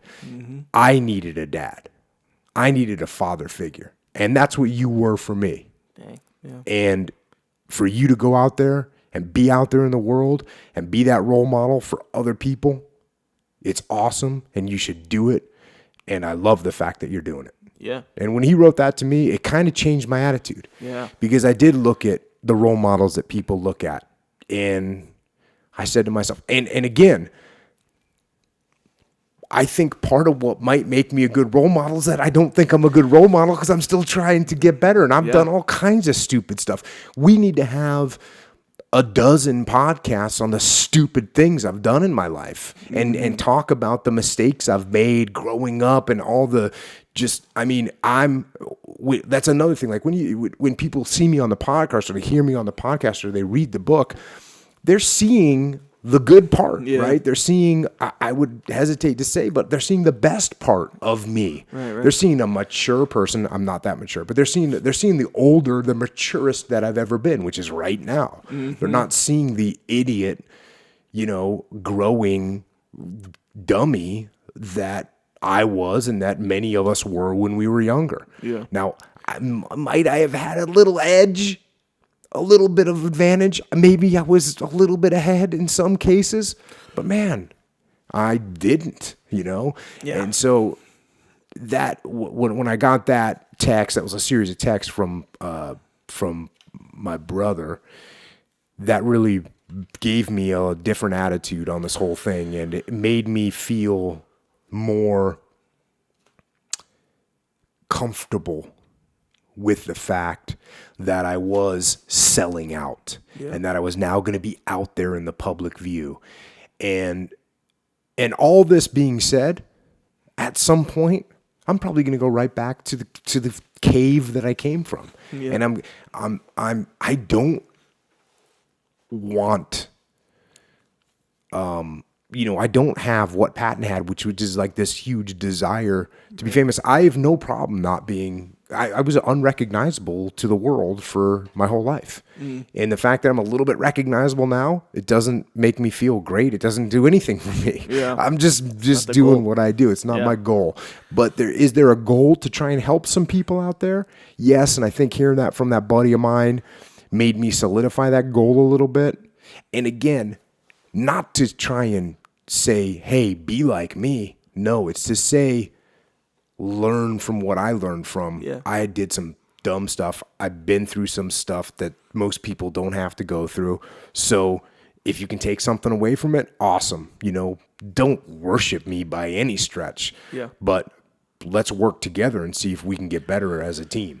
Yeah, and you're a good, like, a lot of your messages and the things that you say, a lot of it is new, and then a lot of it's not new, right? No. So this is one point where, some of this stuff people may have heard before, but someone like you who's done what you've done and think the way you think and do what you do right now, you're the perfect medium for that information to get passed on to someone. You know, when you're a teenager or something, your dad tells you to do something, your mom tells you to do something, you're like, fuck that. But then when you go to your friend's house and then like he tells you to do it, the exact same thing, you're like, yeah. It takes that same message, but from someone who you can, for lack of a better way of putting it, someone you can accept it from. Mm-hmm. And so all your messages are perfectly in line with who you are. So they're so you're so eager to accept them. Mm-hmm. So like how you post, online, you'll post a picture of your watch every morning in your kind of the workout setting and stuff like that. And your message, more or less, is get up every morning and get your work done, get a workout in, whatever. And then you're doing it. And there's the proof right there. Mm-hmm. So if you're just some dude who's like, yeah, work out every day, and you don't do it, then it's like, it's going to be harder to accept. So people will get those messages. And they'll internalize them way more readily from someone like you, given the messages that you're sending. That's one. Two, the whole broadcasting yourself thing is totally understandable for someone like you, and that it's good that you kind of got turned on to the notion that it's more, you have really good messages and good content that will improve people in their life, whether it be older people, younger people, girls, guys, everything. And this is, especially like a podcast situation or even like certain online profiles and stuff, they're good ways to get that information out that people need, man. Like to improve themselves. Like if you're in a neighborhood or an environment with a bunch of people improving themselves, that's going to be a good neighborhood. And if they have the means to improve themselves, then that's a good service that you're putting out there, and to reach as many people as you do, you're helping the world with your message. Well, okay. I'm telling you. So I'm saying broadcasting yourself is a good thing. Yeah, it definitely was a hard thing to overcome the aversion. Yeah. To broadcasting yourself, which is something I talked about it with Tim Ferriss, and I talked about it with Joe Rogan, is this idea of people that are talking. Yeah. And, you look at the extreme examples of social media, abusers and worthlessness. Yeah. And you just don't want to have anything to do with them. Yeah. And when you're doing it, regardless of how much you don't want to have anything to do with them, mm-hmm. you have something to do with them because you're doing it too. And it's very difficult for me not to feel like that. Now, obviously, I've gotten over it. I mean, right. I've gotten over it to a point where I'm saying, okay, these are kind of the acceptable parameters that I operate within for my personality, right. Which is there's things that I haven't done and I won't do on social media, right. Because I'm not there to promote me. Yeah. But I'm there to only open a door of observation, I would say. Not to knock on people's door and enter, mm-hmm. but just to open the door of observation and say, this is how I try to live. Mm-hmm. And this is the steps that I take to try and live that way. Observe. Yeah. And if you want to enter my house and hang out with me, come on in. Yeah. As long as you're like-minded and you have the same sort of goals, then come on in. And you know what? You're going to make me stronger. Yeah. You're going to bolster me up. So many people now, they're posting pictures of their watches on my Twitter. Yeah. When I wake up, I'm looking at 50 to 100 watches every day. Yeah, man. That's and I'm good. Going, wow, that's a lot of people. And that is, unity, and that is leadership. Yeah. And it does make me feel like, oh, okay, cool. There's other people in the world that are up and getting after it. Yeah, there's a guy 420. Yeah, and there's a guy who's a teacher, posts good. I don't know. Yeah. He's a teacher. He posted good on his classroom door. Yeah, on his classroom door. Man, and so now he's kind of pushing those good messages to the kids, you know? Yeah. So yeah, I mean, I think it's all positive. Social media, it is easy to get that attitude towards it because of all the people who abuse it, quote unquote. Right. But you know, like if you went, I don't know, like on the highway and all you saw was people speeding, reckless driving, it still doesn't change the fact that you still want to drive on the highway because you have something to do, you know? Your pursuit is different. But yeah, there's going to be everyone. The other weird thing is I have no idea where this is going, you know? And so like this podcast, I didn't, you know, we just kind of did it. Mm-hmm. I went on with Tim Ferriss and just kind of did it. Mm-hmm. I started Twitter. I had no idea what that was going to be. Yeah. And so it's fun for me to be adventuring into things that I don't know the outcome of. Yeah. And this is one of them. And Twitter is one of them. The book was one of them. And, you know, I don't know what's around the corner next. And I don't know where this is going. Mm-hmm. But I will stay with the principles that I believe in to the best of my ability. And I think that's what makes it an interesting ride is where's that going to go? Yeah. We'll find out. Well. Okay, last question. Jocko, what motivates you? I heard you mention the man in the cave. Can you go deeper on this? What motivates me?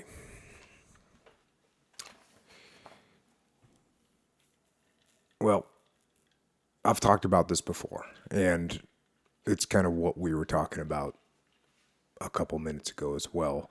And that is, first of all, with the man in the cave and this idea and this thought of the enemy.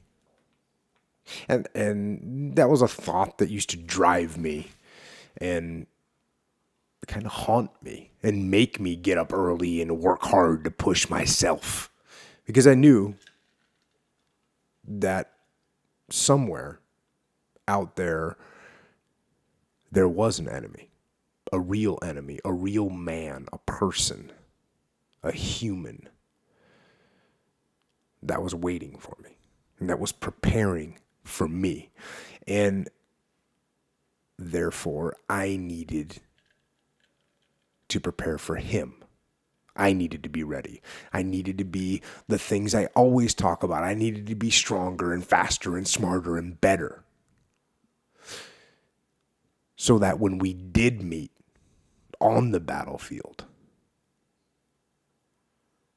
I would be ready for that rendezvous, for that meeting, that fate, that battle. And that thought of the enemy, it absolutely fueled me. And when I was a leader in the SEAL teams in charge of men, it was even more profound. Because I was thinking about that rendezvous. For everybody that I led, everyone I was in charge of, everyone that I trained. And I felt that burden. The burden of responsibility. To prepare those men and protect those men, those frogmen, those warriors. My brothers.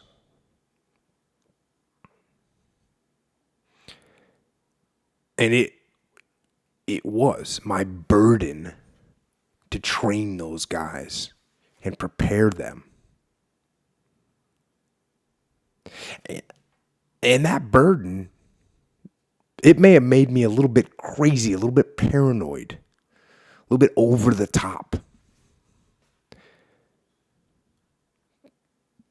But I didn't really know any other way.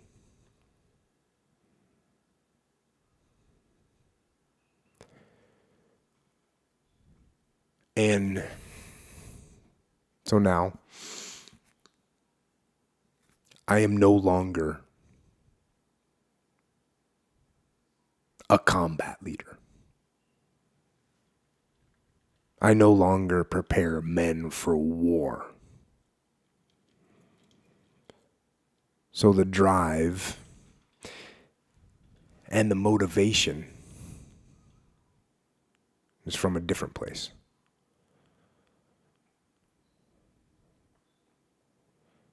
It's from a solemn place. The drive now and the motivation now is not really from the enemy anymore. Now it's from my friends, my brothers. It's from those SEALs that I knew.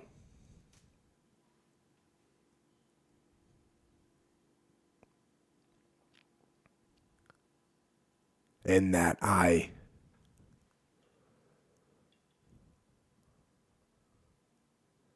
cared about more than anything. And that they sacrificed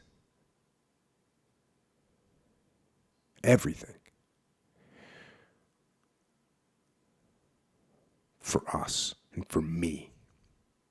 And those guys, they gave their lives for us.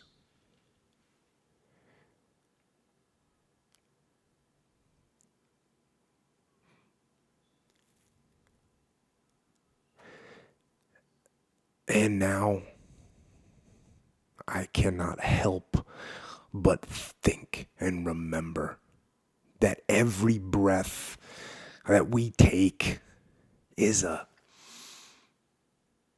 it's a gift. It's a sacred gift from those men. Every day we have, every sunrise, every thought and every smile and every laugh, it's a gift.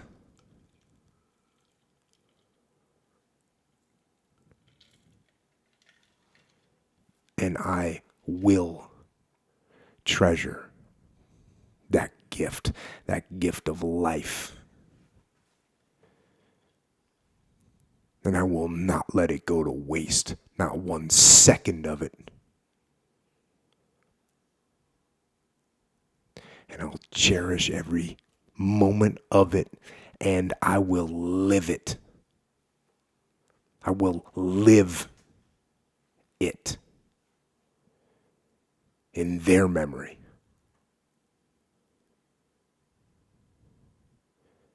And in their honor.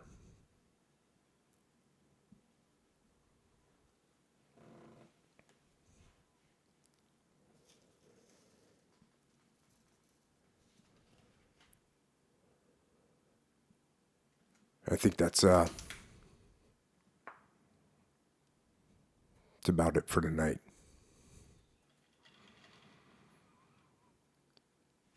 So, as always, thank you for listening. Thanks for subscribing. Thanks for reviewing. Thanks for supporting. And thanks for taking a moment to remember the brave men and women that have fought and died for our freedoms. And in their memory, make sure you get out there and you get after it. Until next time, this is Echo and Jocko. Out.